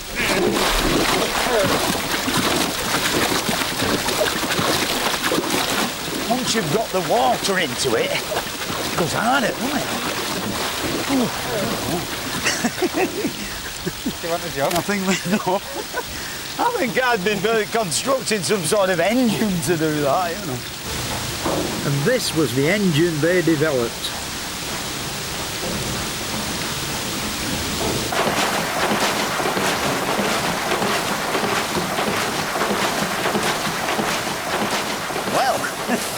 This is the automated version, is it not? This is the upmarket improved version. Yeah.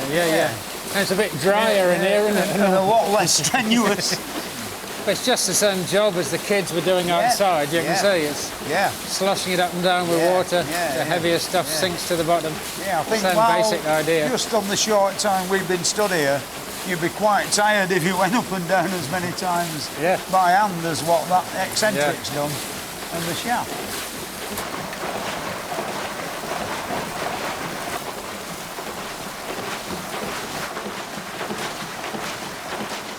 Back home, near the Bolton, Bury and Manchester Canal, there are some interesting remains where you can see how water power was used in an 18th century coal mine.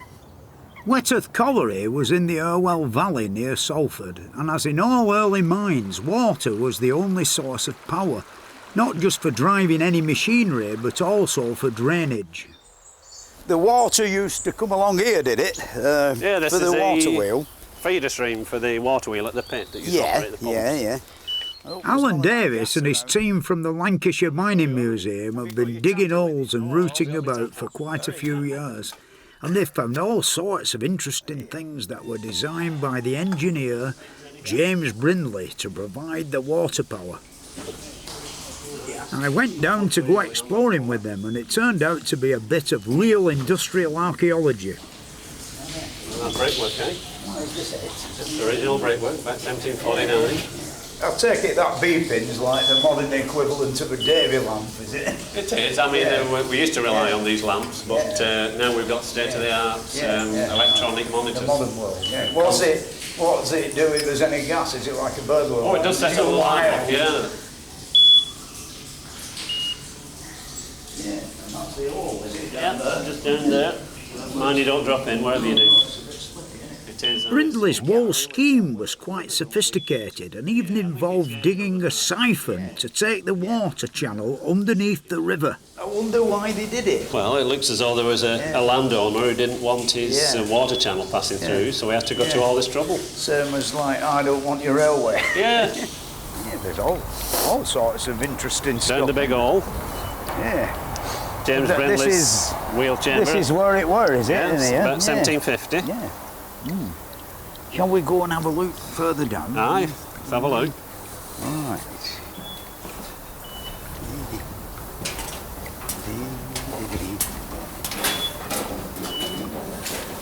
Any further down round here? We'll go in there, it'll be up to your neck. Oh, right. Oh, I'm not doing that. Hey. Hey. Ah, so. Yeah, you can see where his water wheel rubbed on the wall there, can't you? Yeah, it gives a diameter about 22 foot by 18 foot wide. Yeah. There must have been a massive cog wheels and gear wheels in here, like a bloody great Swiss clock. Yeah. Yeah, these girders are something, don't they? How the heck did they get them round here, when you think? Coal, lead, tin and copper. Whatever it was that was being extracted from the earth, the biggest enemy of the miner was water. As the quest for mineral wealth drove miners deeper and deeper into the ground, water became an impenetrable barrier.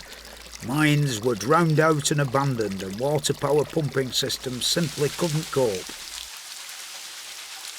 The development of more efficient pumping machinery wasn't due to the coal miners, but to the Cornish tin miners, who experienced the difficulty of keeping their mines free of water much earlier than the coal mines, and the credit for the introduction of the steam engine must go to them. The Giever and Levant mines were on the Cornish coast at Pendeen, close to Land's End. The last shift at Giever came up in 1990, and it's now a mining heritage centre, and Johnny Johnson, who is a guide here, was on the last shift. Level in here, now he's standing there, you'll be able to see what my light's shining on. What's his name with the candle on his head? Well, each guy's got his own name for him. Part of the tour takes you underground into some old workings, and you can see why it was that a West Countryman, Thomas Newcomen, became known as the father of the steam engine, and why much of its early development took place here in Cornwall for mine drainage. About half a mile along the cliff top from Giva is the much older Levant mine. And here in its cliff-top engine house you can see the original beam engine working. It was restored by this group of volunteers from the Triberthick Society who got the nickname the Greasy Gang. When it is done, you can outdo really. I'm only rub it with a rag, eh? And they let me have a go at driving their engine. All yours. Yeah, right, thank you. Okay. Right, yeah. So the first thing is handbrake off. Yeah, yeah. Right.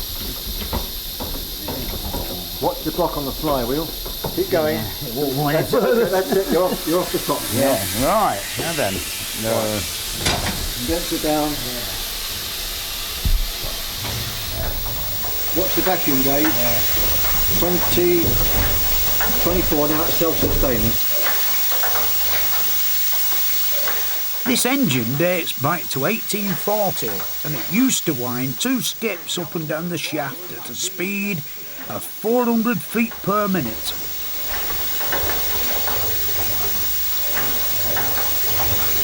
You learnt that quickly, didn't you? I think you've done this before. Keep your eye on top of the flywheel, pin out, throttle close. Just keep watching the yellow mark. A little bit more. Bring it around. Off. Coming up nicely. Right off. Look at that. And that's it. Very good. Excellent. And have my diploma.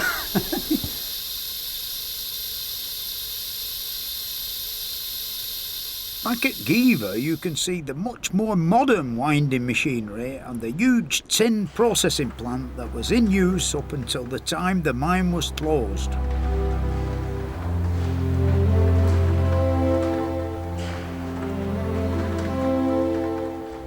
Once the ore had been separated from the waste, a lot of it was shipped to South Wales where there was a good supply of coal for smelting. The big pit is at Blenavon in South Wales. Here the mining industry developed alongside the iron smelting industry. This is Big Pit here in Blenavon, and here you can actually see how the coal and iron industries altered the landscape of the South Wales valleys. It was the growth in iron production that led to the great increase in the demand for coal. If you look behind me over there, you know, all them pit heaps, and 100 years ago it must have been an unbelievable sight of, you know, the mining industry. And then you look a bit further sort of south and you can see where the ironworks were. You know, they were definitely all there to feed the hungry mouths of the blast furnaces on the ironworks.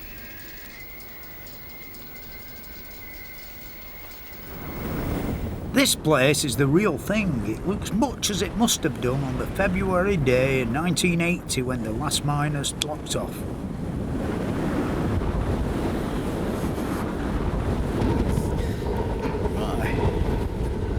Well then, Fred, welcome to my world. Ah, yeah.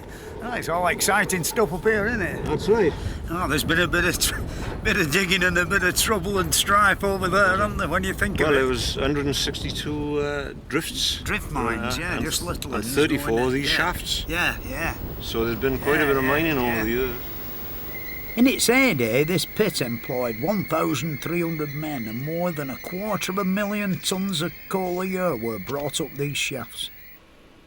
This is another pit where you can go on an underground tour, and because the shaft is still in regular use, it has to be inspected every 24 hours. We're about to descend the shaft on top of the cage, which is going to be quite interesting. Isn't that right? Yeah, I feel a bit like Houdini in this lot, you know. Chins. Goodbye. Now then, there we go. Yeah, this magnificent elliptical shaft, isn't it? Yeah. Yeah. These are all the pipes by here now that's draining the water away. Yeah. Have the cage going by. Cage going up. It's nice brickwork, that, isn't it? Yeah. What do you think? You know, nobody could see it, and yet they. And yet they done a nice job of it, yeah, didn't they? Yeah. The modern ropes. Yeah, the wire hoses. Yeah. The water garlands, they all tip to this side, so the water runs around and it drains from garland to garland to garland, all the way down through the shaft. You can see the chicken wire behind the. That's right. You can see where they've covered it up, you know. Is that a piece of? That's a piece of timber in it. Yeah, I'm just looking. Yeah, it looks as though it's been there for many a year, doesn't it?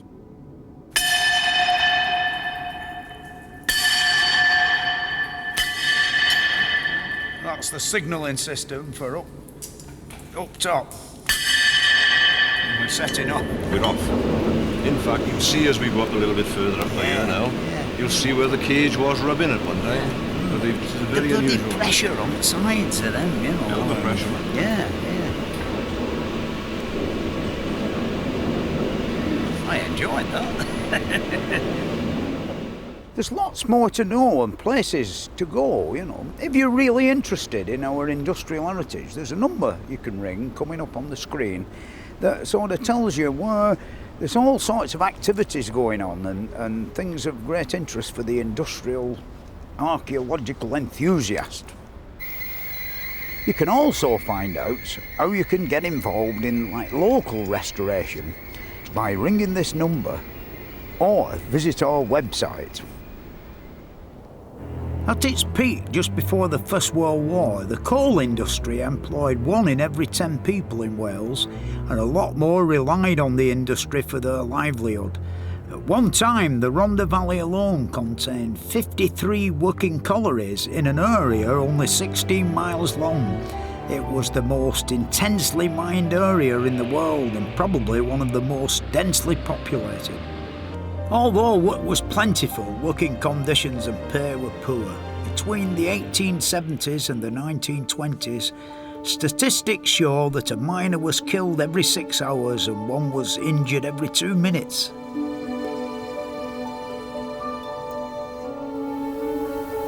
If South Wales was famous for its coal mining, North Wales was and still is famous for its slate. So I headed north to one of the great centres of the Welsh slate industry. Here at Pletweth Slate Caverns in the heart of Snowdonia, near Blanw Festiniog, is the last of the greatest Victorian slate mines in the world, I think. You know. The thing is, there used to be 16 working levels with 24 miles of underground tramway, you know, in its heyday, and I think there's now 3 left that have been left to show the people how it were in the Victorian era, you know, mining slate. I've been up a few ladders in my time, but he's got rather a precarious job, you know. I think they referred to him as the danger man. He tapped the ceiling with his little hammer, see if there were any loose bits, you know. To see what happens to the slate after it's been quarried, it's well worth a trip to here, the Welsh Slate Museum at Llanberis, and see what they do with it all. Oh, David, God were good to us when he gave us that stuff, weren't he? Oh, yes. It's so thin and yet the rain don't come through it. That's right. Yeah. The traditional skills of slate splitting and dressing are demonstrated here. It's a job that was originally done in the quarry itself, and some of the people who do the demonstrations in the museum can say that their forefathers for up to 6 generations have worked the slates of Wales. It's a craft that's not changed for over 200 years, and it's more difficult than it looks.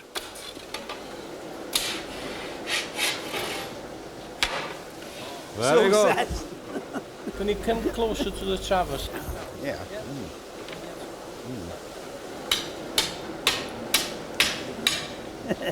This is more difficult than that.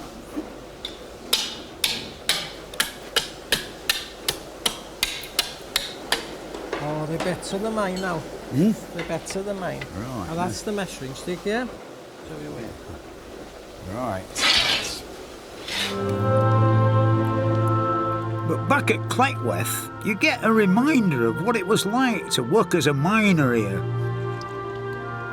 This is the true memorial to the Welsh slave miner, This labyrinth of vast chambers, hewn out of the rock using only gunpowder, human muscle and ingenuity. This chamber, and hundreds like it, stretching for 25 milestones of width, will stand forever. That's all that's left of our mines now. They've become part of the tourist industry. But mining is too much part of our very recent past to be seen only as an industrial heritage. Because tough and dangerous as it was, it provided a livelihood for tens of thousands of working men throughout Britain. Until, despite the fight to save it, the industry was destroyed. It's a way of life that we're never likely to see again, not in this country at least. But because it was all so recent, there's still plenty of places to see. And don't forget, if you want to get involved more in your local industrial heritage, ring this number. We're only a slight detour on my way home from school to go to the engine sheds on Crescent Road. And the vision really has never left me, you know. There'd be row upon row of steam locomotives all getting steam up, and nearly dark in winter, you know, and all the smoke and all windows seem to be yellow in corners in all the little offices and everything. And that wonderful smell, you know, and fog and coal and black oil everywhere, you know. It was quite, to me it was quite romantic.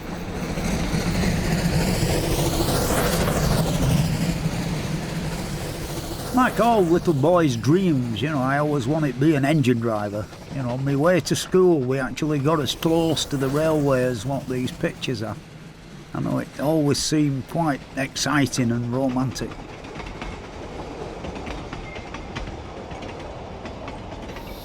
All my relations worked on the railway, and there were one or two engine drivers and one or two signalmen, and some did up the telegraph poles. I don't know, maybe that's where I get my climbing ability from. To find out all about the railways and their history, this is the place to head for. Here at the National Railway Museum in York, the world's greatest collection of locomotives, everything from the latest diesel and electric machinery to way back to Stephenson's rocket. That's the original inside the museum, and they've also got a working replica outside. And they're going to let me have a go on it. I'm really looking forward to this.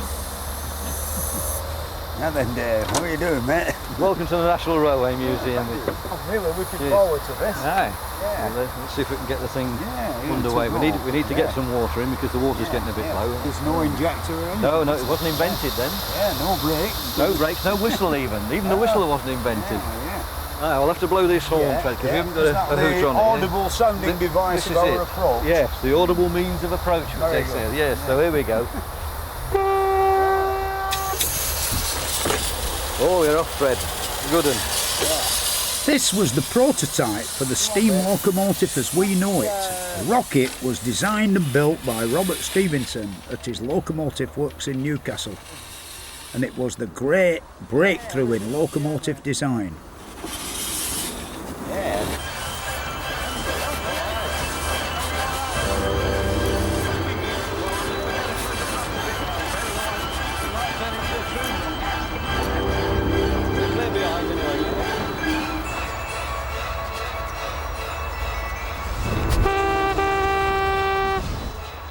For 25 years before the rocket was built, engineers have been trying to design a steam engine that would pull wagons along a track.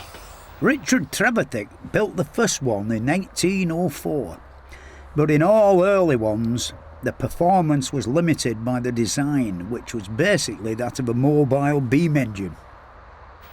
The rocket increased the power and speed of the engine relative to its weight. It was built to compete in the Raynal trials. These have been set up to help decide what motive power should be used for a new railway between Liverpool and Manchester. 3 other engines entered the competition, but the rocket outperformed them all. Yeah, I used to dream about this bloody thing. I used to do drawings of it when I was a little lad. Right. And on the Bolton Trinity Street station, there used to be a beautiful brass model of it in a glass case. Right. And you put a penny in and the thing went for you. I'll show you that. We've got that in the workshop, Fred. Yeah, we've got that in the workshop. I'll show you. No vacuum brakes.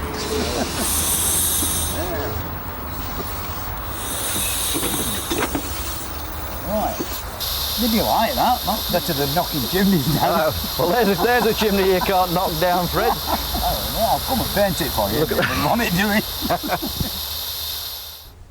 But it was Robert Stephenson's father, George, who is credited as being the father of the railways. George Stephenson was a mining engineer, and it was in the coalfields of the northeast that the railways, as we know them, really began to operate. Railways began their life as an industrial transport system. Hull's railway centre is close to the south bank of the River Tyne, and here you can see one of Stephenson's early efforts to use steam power to transport coal. But his engine on this railway didn't go anywhere. It stood at the top of the hill and pulled wagons of coal with a rope.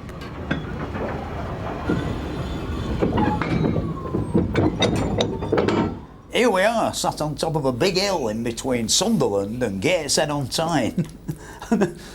In an engine house that's got a bloody great winch in it, and there's a wire goes down one side of the hill and down the other one to God knows where. And this is Alan who actually operates the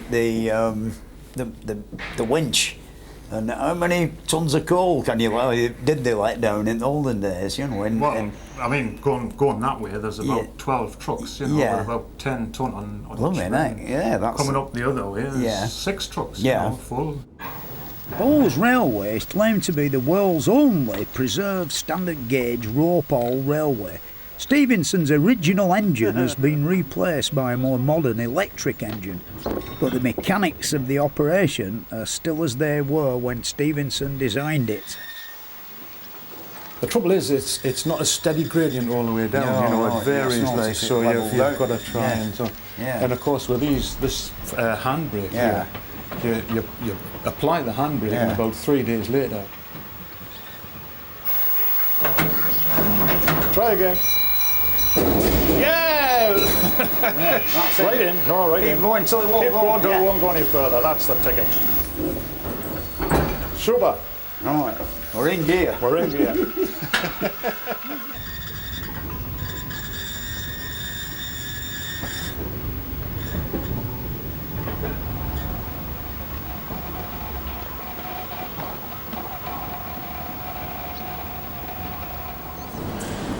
Passenger railways weren't very long in coming, and it was George Stephenson who was the engineer for the first of them. Here in the northeast is where it all started. This is North Road Station in Darlington, and it's situated on the original route of the Stockton to Darlington Railway. In 1825, George Stephenson came steaming through here, driving this thing, pulling the world's first passenger train. This is one of the world's first successful locomotives. As you can see, it's rather a ponderous piece of tattle. Like the guy who drove it sat on this buffet here, and he would alternate between sitting down and playing with these two handles up here, which of course, you know, altered the valve timing of the thing. To me, it looks a lot more complicated than quite a modern locomotive. I mean, basically all as it is a twin-cylinder beam engine and a boiler.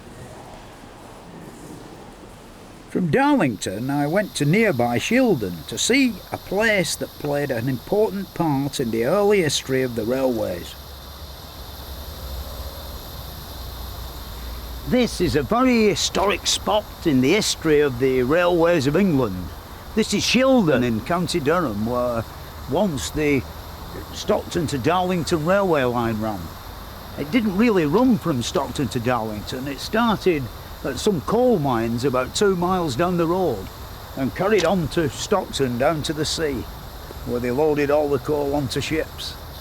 Timothy Ackworth, who was the superintendent engineer of this line, lived in a cottage over there, and these buildings behind were his workshops where he built new locomotives and did major repairs on the existing ones.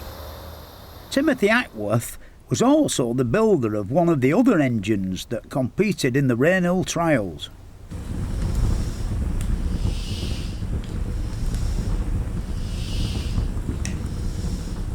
Ever since I was a little lad, you know, I've always called this engine the sarsaparilla engine. You know, ever since I saw it in the picture books, you know. I know it's like French, you know, I can't really pronounce it right, but Alan here, who knows more about it than me, can perhaps tell me what it's really called. Well, she's really called sans pareil, yeah, which means without parallel or without equal. Oh, Timothy right. Hackworth was taught French quite early, at an early age, by his mother. Yeah. And although he could never remember where he knew French from, Yeah, so that's interesting. hence a lot of his locomotives had quite strange names. Yeah. That we would compare them today. You know, I once read in a book when I was a small boy that there were a bit of like industrial espionage.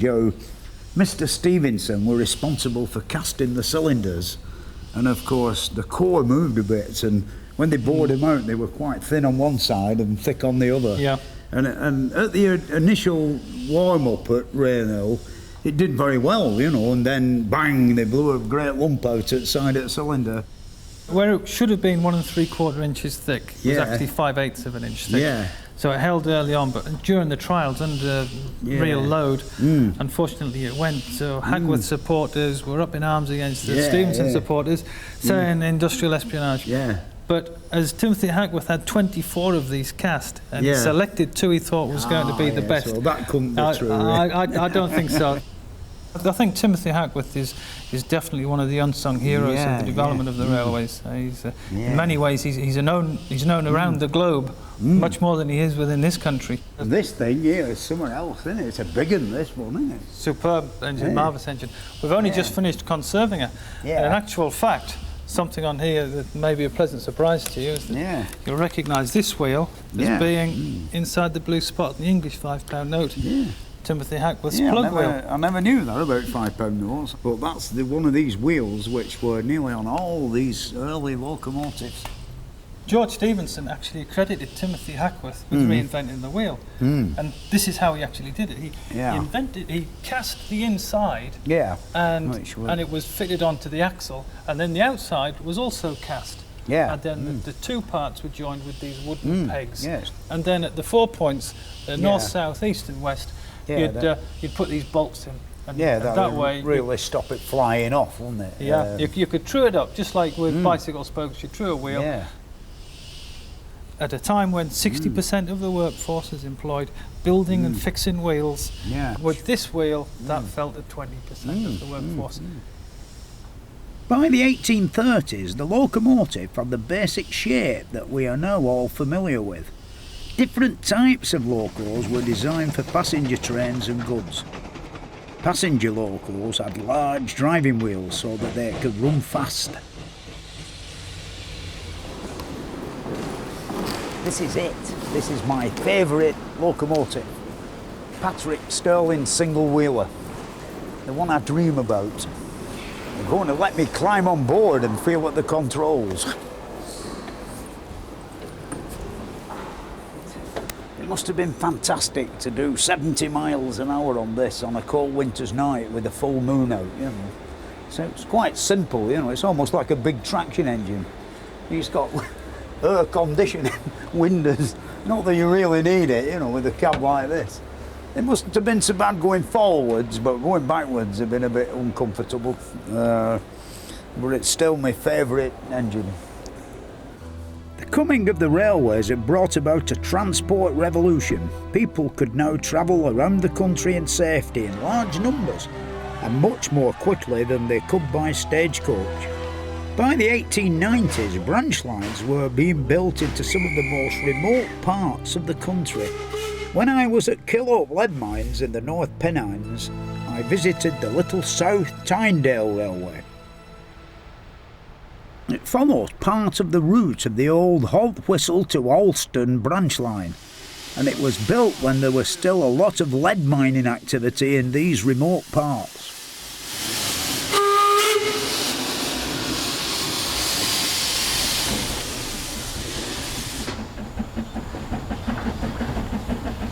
There's lots more to know and places to go like this. If you want to know more about our industrial heritage, there's a number you can ring for details, places to visit and special activities up and down the country. You can also find out how you can get involved in the work of local restoration, so call the number coming up on the screen or visit our website. And that's fine. Excellent. The trains here are all hauled by restored industrial steam and diesel engines from Britain and from abroad. And like most Preservation Society lines, it's run entirely by volunteers. There's a lot of hard work involved, but it's all very enjoyable. That's it, just a little bit. Just a touch. That's it, you're in. Steam locomotives were built to last, and there were still some 19th century locos that I remember running in Bolton when I was a lad, and this is one of them. All small boys have somebody who they call their uncle who isn't really their uncle, and I had one of them when I was a little lad. And he actually drove an Aspinall locomotive like that on the marshalling yards in Bolton near Trinity Street Station. And on Saturday mornings I used to go and ride with him, you know, and it was quite wonderful because when, as you can see, it's hardly got any cab at all. And when it was raining hard, they had a big sheet that hooked on the back of the cab and down to the tender. And it was lovely and snug and warm on there, you know, and he used to give me drinks out of his brew can. And then, of course, one day he disappeared and, you know, I suppose he died. And the engine disappeared, and in fact there's only one of these engines survived, and that's it over there, you know. It's quite nice, a beautiful engine. As speeds increased and train loads grew heavier, locomotives grew in size, and in the 1920s the Great Western Railway locomotives were amongst the most advanced. By the 1930s, famous streamline locomotives like Mallard were being built, and the Coronation class was one of the most powerful express passenger locomotives in Britain. I remember some of these quite vividly. It was quite exciting when a streamline one used to come past Bolton, you know. Early days after the war, I never saw so many, but later on near the end, I think they got to coming round our way more than they used to do. That was quite a thing to remember.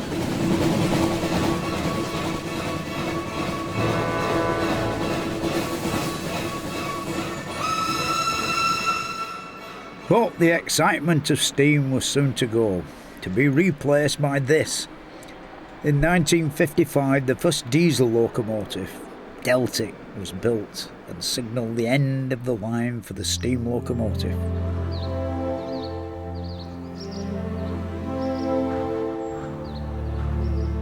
Throughout the 60s, all these lovely old engines started to rust away in scrapyards.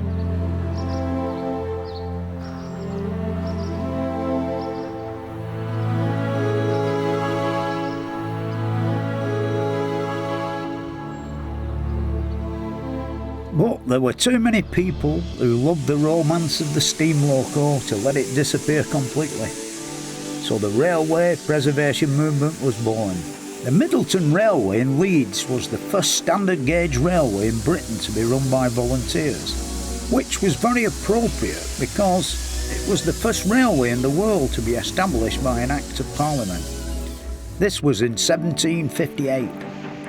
Today, the Middleton Railway Trust has a big collection of industrial locomotives.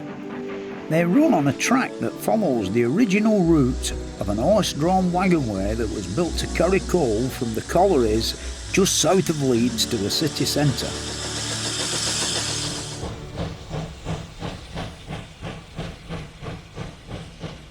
The great growth of railway preservation movement has meant that the engineering skills that were needed to keep these locomotives running have not disappeared completely. One of the main centres for engineering work on steam locomotives today is here at the Birmingham Railway Centre.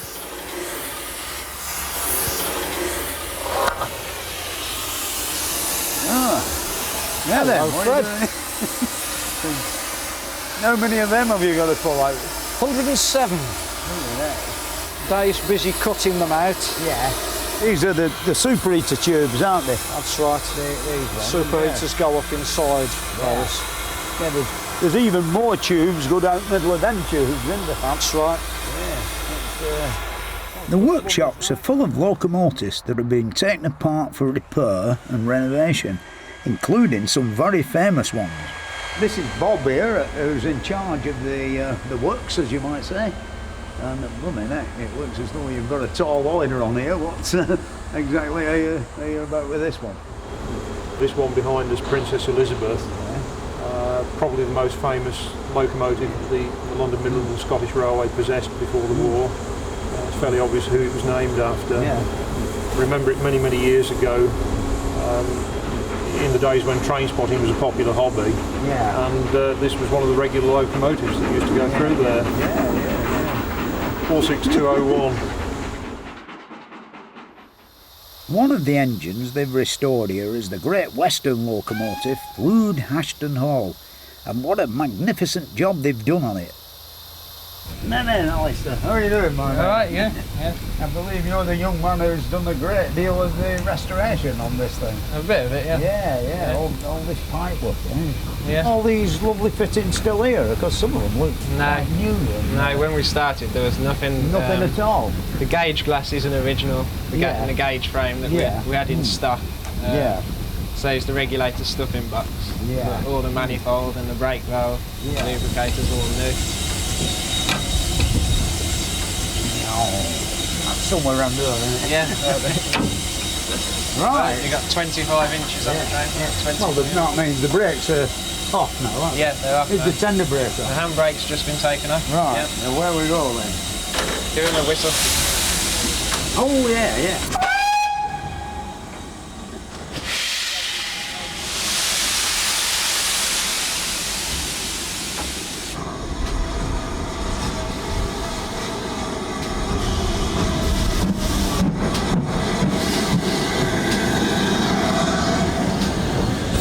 Notch it up a bit. Yeah, bring it back to 45%. Somewhere around there, isn't it? That's it, a little bit. Just there, that's it. Away we go. We're alright, that's it, where it says stop, isn't it? Yeah. In the middle of the night, you'd hear this steam whistle howling, and a mainline locomotive would come along, and it would pass by this narrow entry in between my Uncle Fred's temperance bar and the local barbers. They'd have the fire hall door open, and you'd see the driver and the fireman silhouetted against the shaft of light coming out of the back of the cab. And it must have been, to me as a small boy, an unbelievably exciting thing to do, you know, be an engine driver. I like the big engines, but on my travels I've seen some great little trains as well.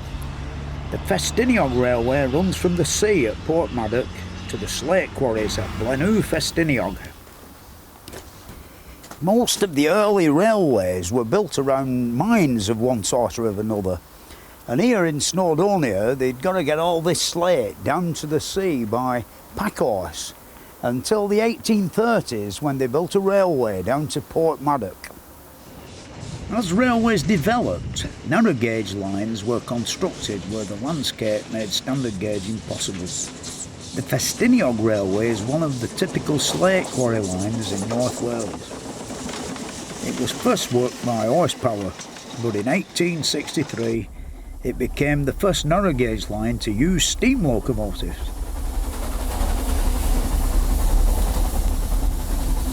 They have a lot of young volunteers working here, and when I had a ride on the footplate, the driver was David Williams, who was taking charge of the loco for the first time.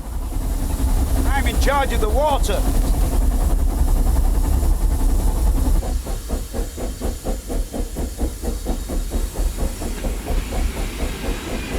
Festiniog is a really good example of railway preservation.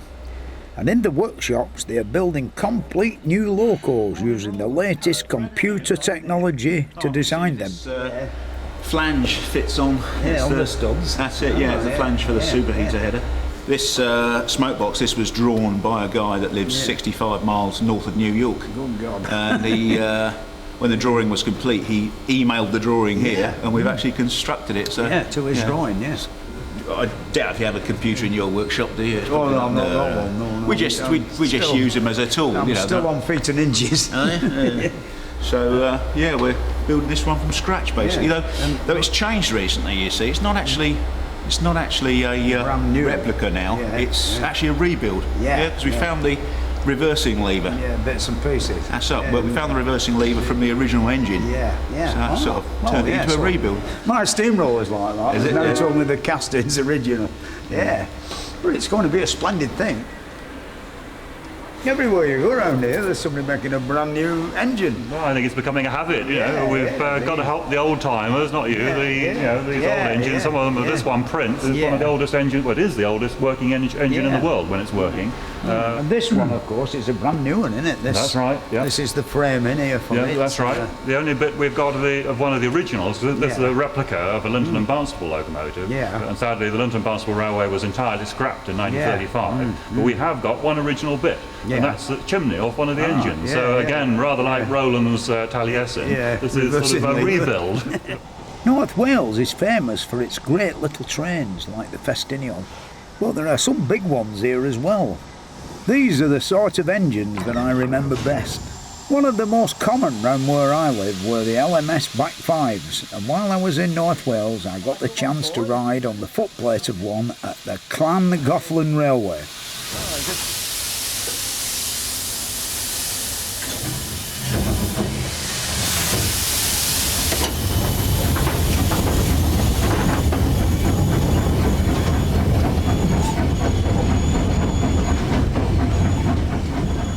Travelling along on here reminds me of the first time I ever rode on the footplate.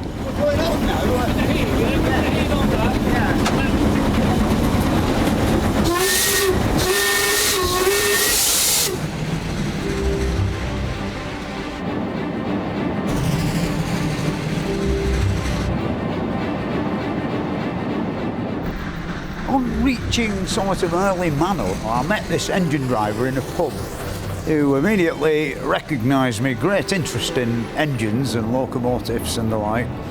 And he said, if you want to ride on my engine, buy a penny platform ticket and go and sit on the very end of the platform, which I did, and this great thundering engine come rolling in on a dirty winter's night, and he beckoned me to jump on it, and I went all the way to Rochdale and back.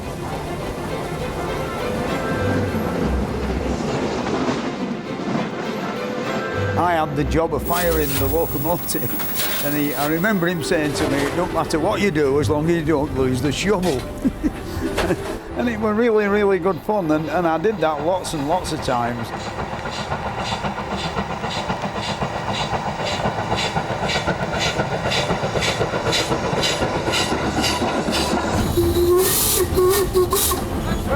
Yeah, put his head out and bloody iron stanchion.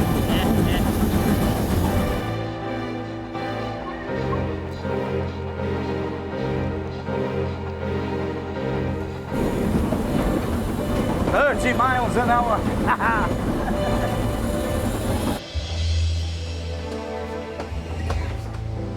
And don't forget, if you want to get more involved in your industrial past, ring this number or visit our website.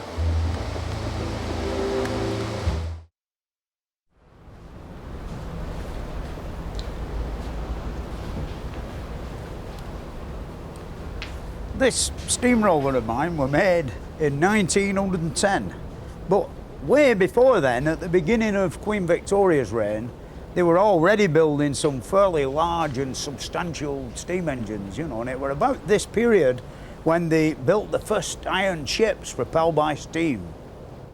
The first steam-powered iron ship was the SS Great Britain, which was built by the greatest engineer of the Victorian age, Isambard Kingdom Brunel. When he was appointed engineer for the new railway to be built between London and Bristol in 1833, he decided that a 7-foot wide track would give a much faster, smoother, more fuel-efficient ride than the 4-foot 8.5-inch gauge, which had become standard by then. For his Great Western Railway, he designed everything himself: the track, the locomotives, the rolling stock, the tunnels, and the bridges and the stations. He built spectacular road bridges as well, like the Clifton Suspension Bridge. But his greatest achievement was building this.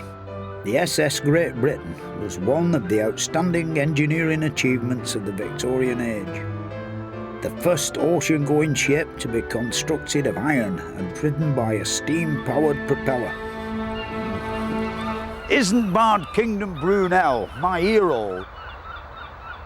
In his honour today, I think I'll wear my tall hat while I have a look round his ship. Really, anything to do with engineering on a grand scale, he was the guy to get to have a look at it. Whilst he was constructing the Great Western Railway, he got this grand vision to link New York with Bristol and the Great Western Railway.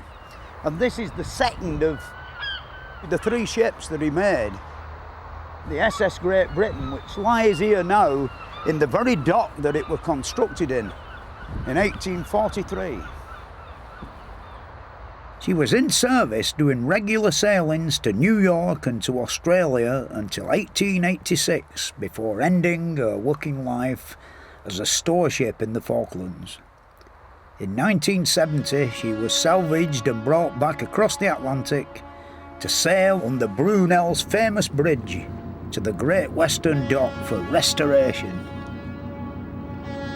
The restoration programme's still going on, and below deck you can see how they are restoring the ship's engine to make it look just the way it did when Brunel built it.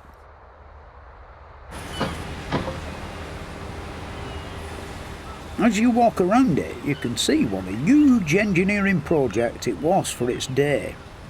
As well as being the first to use steam power, it was at nearly 2,000 tons. The biggest and heaviest ship to have been built up to this time. But steam power was also starting to be used for much smaller and lighter craft. To see a particularly fine collection of smaller steamboats, I went back up north to the Lake District. Back in 1845, the year that the Great Britain first sailed from Liverpool to New York, the first steamboat was launched on Lake Windermere. Around this time, wealthy northern industrialists started to build their homes in the Lake District. One of these was Henry William Snyder, a London-born merchant who was responsible for creating the steel industry at Barrow-in-Furness. In 1869, he moved to Windermere and he had his own steam yacht built. Here at the Steamboat Museum you can see a collection of boats from the great age of steam on the lake, including Snyder's boat, Esperance. It is a twin-screw steam yacht built in 1869. Yeah. And was built up in Rutherglen in Scotland. Yeah. How did they get it down here? Well, they built it up there, sailed it down the Irish Sea to Barrow, and loaded it onto a railway wagon with a steam crane, and brought it up on the railway line from Barrow to Lakeside, which is down at the foot of Windermere. Yeah, I've been there to where they have the railway. I know I read in a book once that they were sinking this mine shaft somewhere in Barrow for the iron ore, and the money were run out, like, and they were really getting a bit desperate. And he sacked them all, and they said, well, you know, we'll do a week for now for you. And in that next week they hit it. The best seaman, bloody iron ore in Barrow-in-Furness. That's right, yeah. And it made them all rich. It was a massive deposit that they came across. Yeah. And of course, really, that was the beginning of his empire in a way. That's right, and him becoming an extremely wealthy man. He came down from the house to the pier, Esperance, steam up ready, waiting for him. His butler walked down with his breakfast. That's it. He would come down and get on board, and steam would be already steam up, and away she would go down the lake, and that was every day. And that was the way he travelled to work, down to the Lakeside Railway, onto his private carriage with his secretary waiting for him, and he started work as soon as the train moved out and away to Barrow. Sort of like an early commuter. He was indeed, but he did it in style. Without a shadow of a doubt, Swallow was a much later boat, built in 1911, but it's still going strong. and I took a steam cruise on it round the lake. My guide was David Scott, who pointed out to me Mr. Snyder's house. And then the shipbuilding which followed. Of course, it's made a remarkable change to that corner of the northwest coast. Yeah, does anybody make out like this nowadays on Lake Windermere? Oh no, I'm afraid everything comes up on the back of a lorry made out of fantastic plastic. Oh, that's a good description, that, isn't it? Yes. Fantastic plastic. One of the boat builders was saying if God had intended fiberglass boats, he would have grown fiberglass trees. Yeah, that's a fact. Yeah.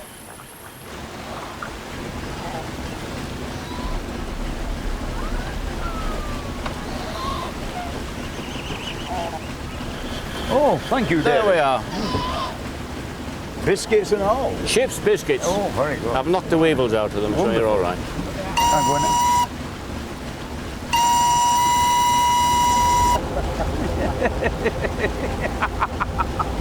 That's all that's happened. Is over. Joys of steam engines. Yes. You never believe this. It's like acid rain coming down out of the funnel. There's only one thing wrong with it. When it goes on your shirt, you can't get it off. Got my biscuits as well. You're getting your biscuits damp as well, Fred. Everybody's got to swallow a certain amount of muck during the lifetime. If you play with steam engines, you get a lot. Is it raining?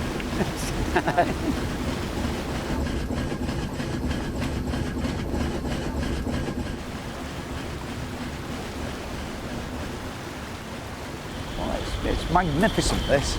You can hardly hear the engine running, and this is certainly the best way to travel, without a shadow of a doubt. Beautiful. If I were rich, I'd buy one. As the age of steam developed on Windermere, steam engines were starting to be used for just about everything. This ranged from providing power for the smallest, most delicate jobs like this steam-powered locksmiths that I saw when I was at Ironbridge, to great powerful engines like this.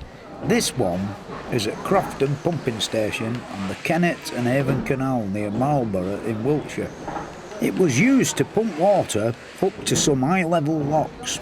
It was because it provided such an efficient method of pumping water that it became the basic working machine of the water industry. Kew Bridge Steam Museum is in London. It's housed in the old Kew Bridge pumping station by the side of the Thames. And it claims to have the largest collection of static steam engines in the world. It's certainly a very good place to go if you want to see some of the best of steam engine technology. Clean water is one of our most basic human needs, and in the Victorian times they began to harness steam power to pump it through pipes to everybody's houses. Kew Bridge Steam Museum is housed in this Victorian pumping station. They have a wonderful collection of steam pumping machinery. And this here is a Bolton and Watts steam engine. This is Jeff, who's going to tell us all about it. Hello, Fred. Hello, Jeff. Yeah, tell me how old it is for a start. Well, it was built in 1820, and it's the oldest engine we have here. But when it was built, it was in a different location. It was actually at Chelsea, where it pumped water from the River Thames. But the water at Chelsea got so badly polluted. Well, it's like sewage. Like. It's sewage, that's right, So it's worked on this site between 1838 and 1944. That's a credit to Mr. Watt, is it not? It is a credit to Mr. Watt. There's a wonderful collection of steam pumping engines in here. This one behind me is a cross-compound one with bell cranks on the end of the piston rods, and it works the pump rods down into the well.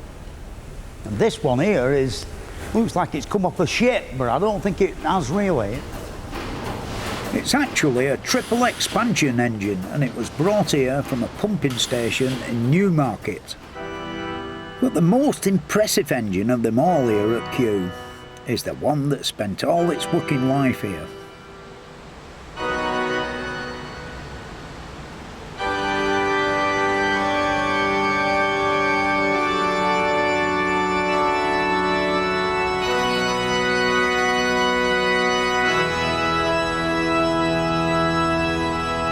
Right, Clive, let's get the water flowing, mate.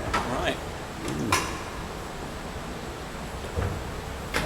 Right, let's turn the steam on, please, Fred. Yeah. If she starts moving. That's fine, thank you. Yeah, I believe it's called the Grand Junction 90. That's right. Well, 90 inches, Yeah. because, well, 90 because it's 90 inches in Yeah. diameter, the steam cylinder, Yeah. by 11-foot stroke. Yeah. Very precise, all this message. Right, I think we're almost there. They say in the olden days, all the waste hot water from here used to flow out to the river, Yeah. and the local women used to do their washing in this stream. I think it's true to say that this is the biggest Cornish beam pumping engine I've ever seen, you know. It pumped water to West London for over 100 years. And they say it's the biggest beam engine still working in the world. I'd rather think it is. That's probably the ultimate in beam engine technology, engineering of the highest order. The age of steam was reaching its peak. For much of the 19th and the first half of the 20th century, steam engines were providing the livelihood for thousands of people throughout Britain. Steam engines drove the machinery in the mills and factories, the rolling mills in the steelworks, and the pumps and the winding gear in the mines. They provided the motive power for transporting people and goods, and agriculture became mechanised with steam-powered threshing machines and harvesters. And it was around the middle of the 19th century that engineering and the industries devoted to making machines first started to get off the ground. To see one of the earliest engineering firms in Britain, I went to East Anglia. Richard Garrett and Sons of Leiston, here in Suffolk, were one of the pioneers in heavy engineering.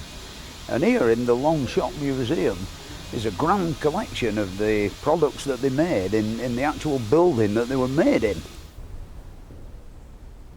To begin with, they manufactured threshers, seed drills, ploughs and other agricultural tools. Then the company saw there was a market for a new type of farm machinery that would be powered by steam. So they built this place. It's the site of one of the world's first assembly lines, which was originally built by Richard Garrett. And they actually manufactured portable steam engines in this building. The boilers came in at one end, and the bigger bits were made on each side, and the smaller bits were made upstairs and lowered down. And as the thing progressed, it came in at one end as a boiler and went out the other end as a completed engine. This is one of Mr. Richard Garrett's many products that he manufactured here on this site, and it's what's known as a semi-portable. You can see why, because the thing must weigh about 20 tonne. The whole reason for the semi-portable was it saved the expense of making boiler houses and foundations for engines. You know, the whole thing would be delivered straight from the works to the sawmill or wherever it were going to perform. On a trailer, no doubt pulled by one of his traction engines, and it would be there for more or less the rest of its days, driving the big rack saws and the frame saws and all the paraphernalia of a sawmill. This was the first production line for building traction engines, and for the rest of the 19th century, heavy engineering continued to grow at Garrett's with the manufacture of steam winding engines, road rollers and tractors. Then, by the beginning of the 20th, they had to adapt to meet some new competition. Well then, Kev, this is a bit of an unusual beast, isn't it? A very unusual one now. It was actually built to try and compete with the internal combustion tractors when they first came out. Because the other difference... Is it very hard to steer? No, it's very sort of straightforward on the steering. A lot easier than a roller for a start. It's direct steering. When we put the new bearing in, it straightened the shaft. When Garrett's were making engines like the Suffolk Punch, there wasn't an industry in Britain that wasn't using steam power. To see a particularly fine collection of working steam engines, I went to Liphook in Hampshire. This is the Olicum Steam Collection, and here you can see the impact that steam had on agriculture. Until the 19th century it had been very labour intensive, but the steam engine changed all that. And here you can see demonstrations of steam powered threshing machines and ploughing engines. And it wasn't all work. By the end of the 19th century, the steam engine provided the power for the travelling fairgrounds that began to tour the country. The task of the showman's engine was to move the rides from fair to fair and to drive the roundabouts and swing.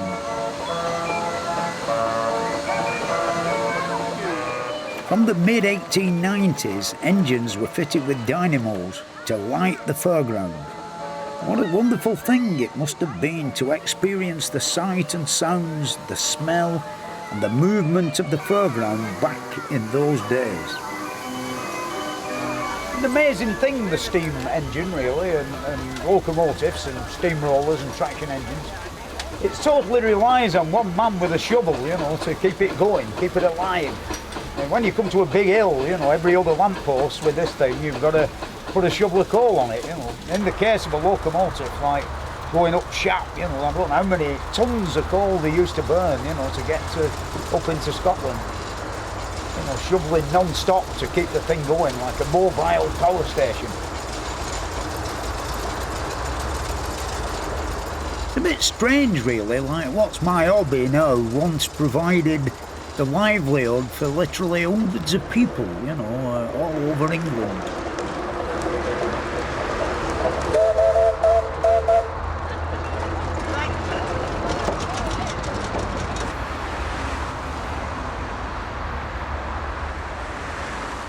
I've always been fascinated by the great variety of mechanical things we used to produce and looking at things that show just how inventive we used to be. This is a collection of magazines called The Engineer, and there's all sorts of stuff in it, you know, wonderful adverts and stories about struggles and all, and of big engineering feats that were done in the last century, you know. The things that interest me most in this magazine are the adverts, you know. There's some beautiful adverts were magnificent bits of machinery, you know. There's like a windmill here and beautiful self-aligning bearings, you know. The aqua thruster, well, that sounds a bit painful, doesn't it? all sizes. Yes. And then another one here for the Roby Trust, you know, Roby, portable, semi-portable. Robys of Lincoln were one of the great manufacturers of steam engines, and they made a huge variety of different types, including row locomotives, steam rollers, and various other stationary engines. I came across a group of enthusiasts at Tavistock down in Devon who have a very fine collection of Roby engines. And here at the Roby Trust there's a new generation being taught the engineering skills that had all but disappeared a few years ago. Going in through there and cooling the boiler down. So, we can stop the engine, then we can open the fire hole door. Right, that needs some, doesn't it? Yeah. That will help build the fire up. That's it. Now we should be able to make some more steam now. Right, here's Fred. Did you get all that, young Edward? Yeah. I see you managed all right. It don't matter what you do as long as you don't lose the shovel. Now then, John, how many of these young chaps have you got on your trust? Well, at the moment we've got about 4 or 5 regulars. Yeah. And there are 1 or 2 extras who sort of appear now and again as the wind takes them. I know what you mean, yeah. But about 4 or 5 are regular and it's very good, really, because you know, I think I got to one stage of thinking at one time we were breeding a nation of little lads who, you know, got all the red hot pipes and things like that. Yeah, you know. yeah. Well, it's where the future of our preservation movement Oh, it is, lies. without a shadow of a doubt, yeah. Well, a word of advice here, Ian. They're very dangerous things, them, you know. You can soon end up scalded by the steam, you know. Oh, right. There's some white packings now that after the Mr. Martino, a gentleman I knew, ended up getting scalded to death with one of them.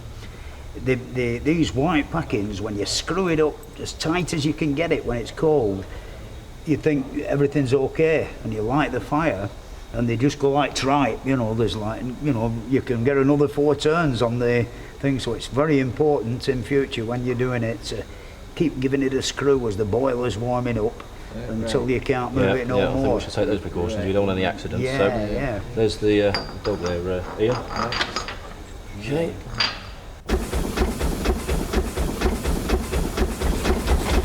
Now then, Phil, what have you got this young man doing here?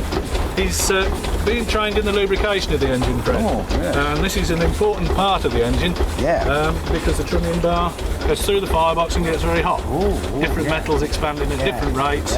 You've got to make sure there's plenty of the old grease in there to keep it running smoothly. Right, are you going to give me a ride on it? Of course we are.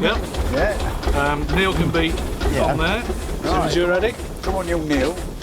Put your grease gun away.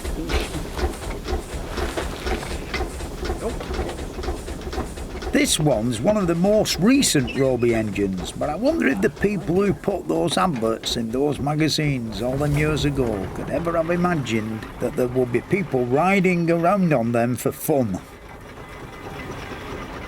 But my magazines aren't just full of adverts, they've got some very interesting reading in them.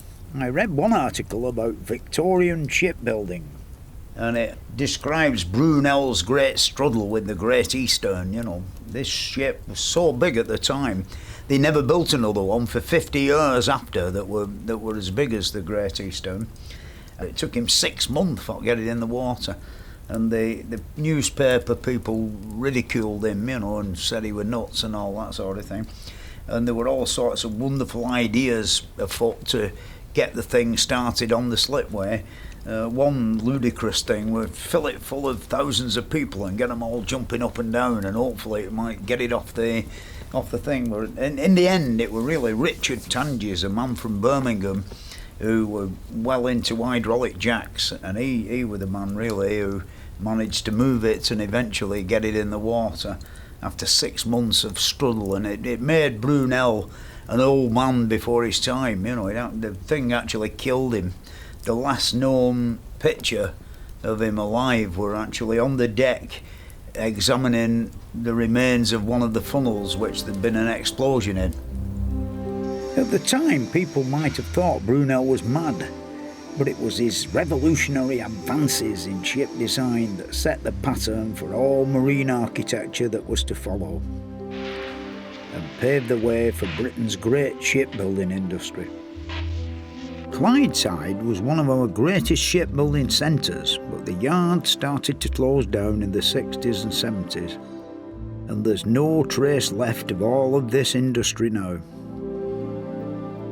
One of the ships that was built there was the paddle steamer Waverley.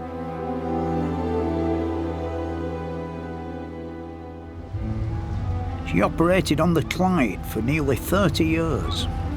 Hello there, how are you doing? Oh, fine, Kenneth. And now she's been preserved for people like me who want to enjoy the thrill of sailing on a real steamship.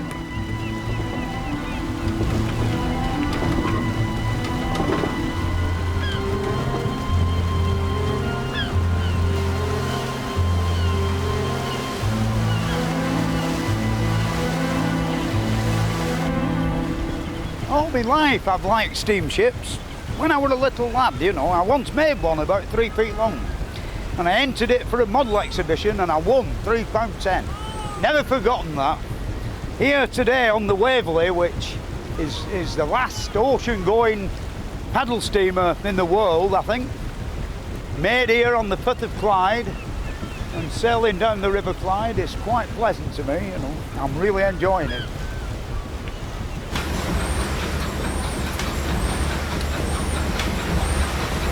Good morning, Kenneth. Morning, Fred. How are you doing? It's still running as sweet as a nut, isn't it? Oh, yeah. The 3 different sizes cylinders. That's right. The high pressure one, which is the centre one's 24 inch in diameter. It's got a 5.5 foot stroke, so it's a big engine. Something magic about a steam engine. And say we've had vans, but I don't know, you know, I went in the engine room on a bloody car for it the other day. little teeny thing and the noise coming out of it, unbelievable.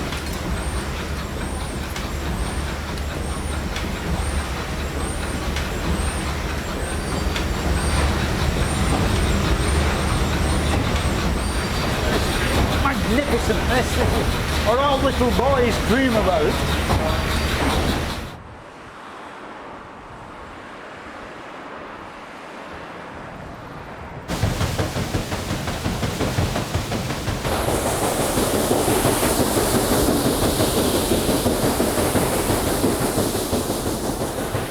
I wonder if Mr. Brunel ever did this on the Great Eastern.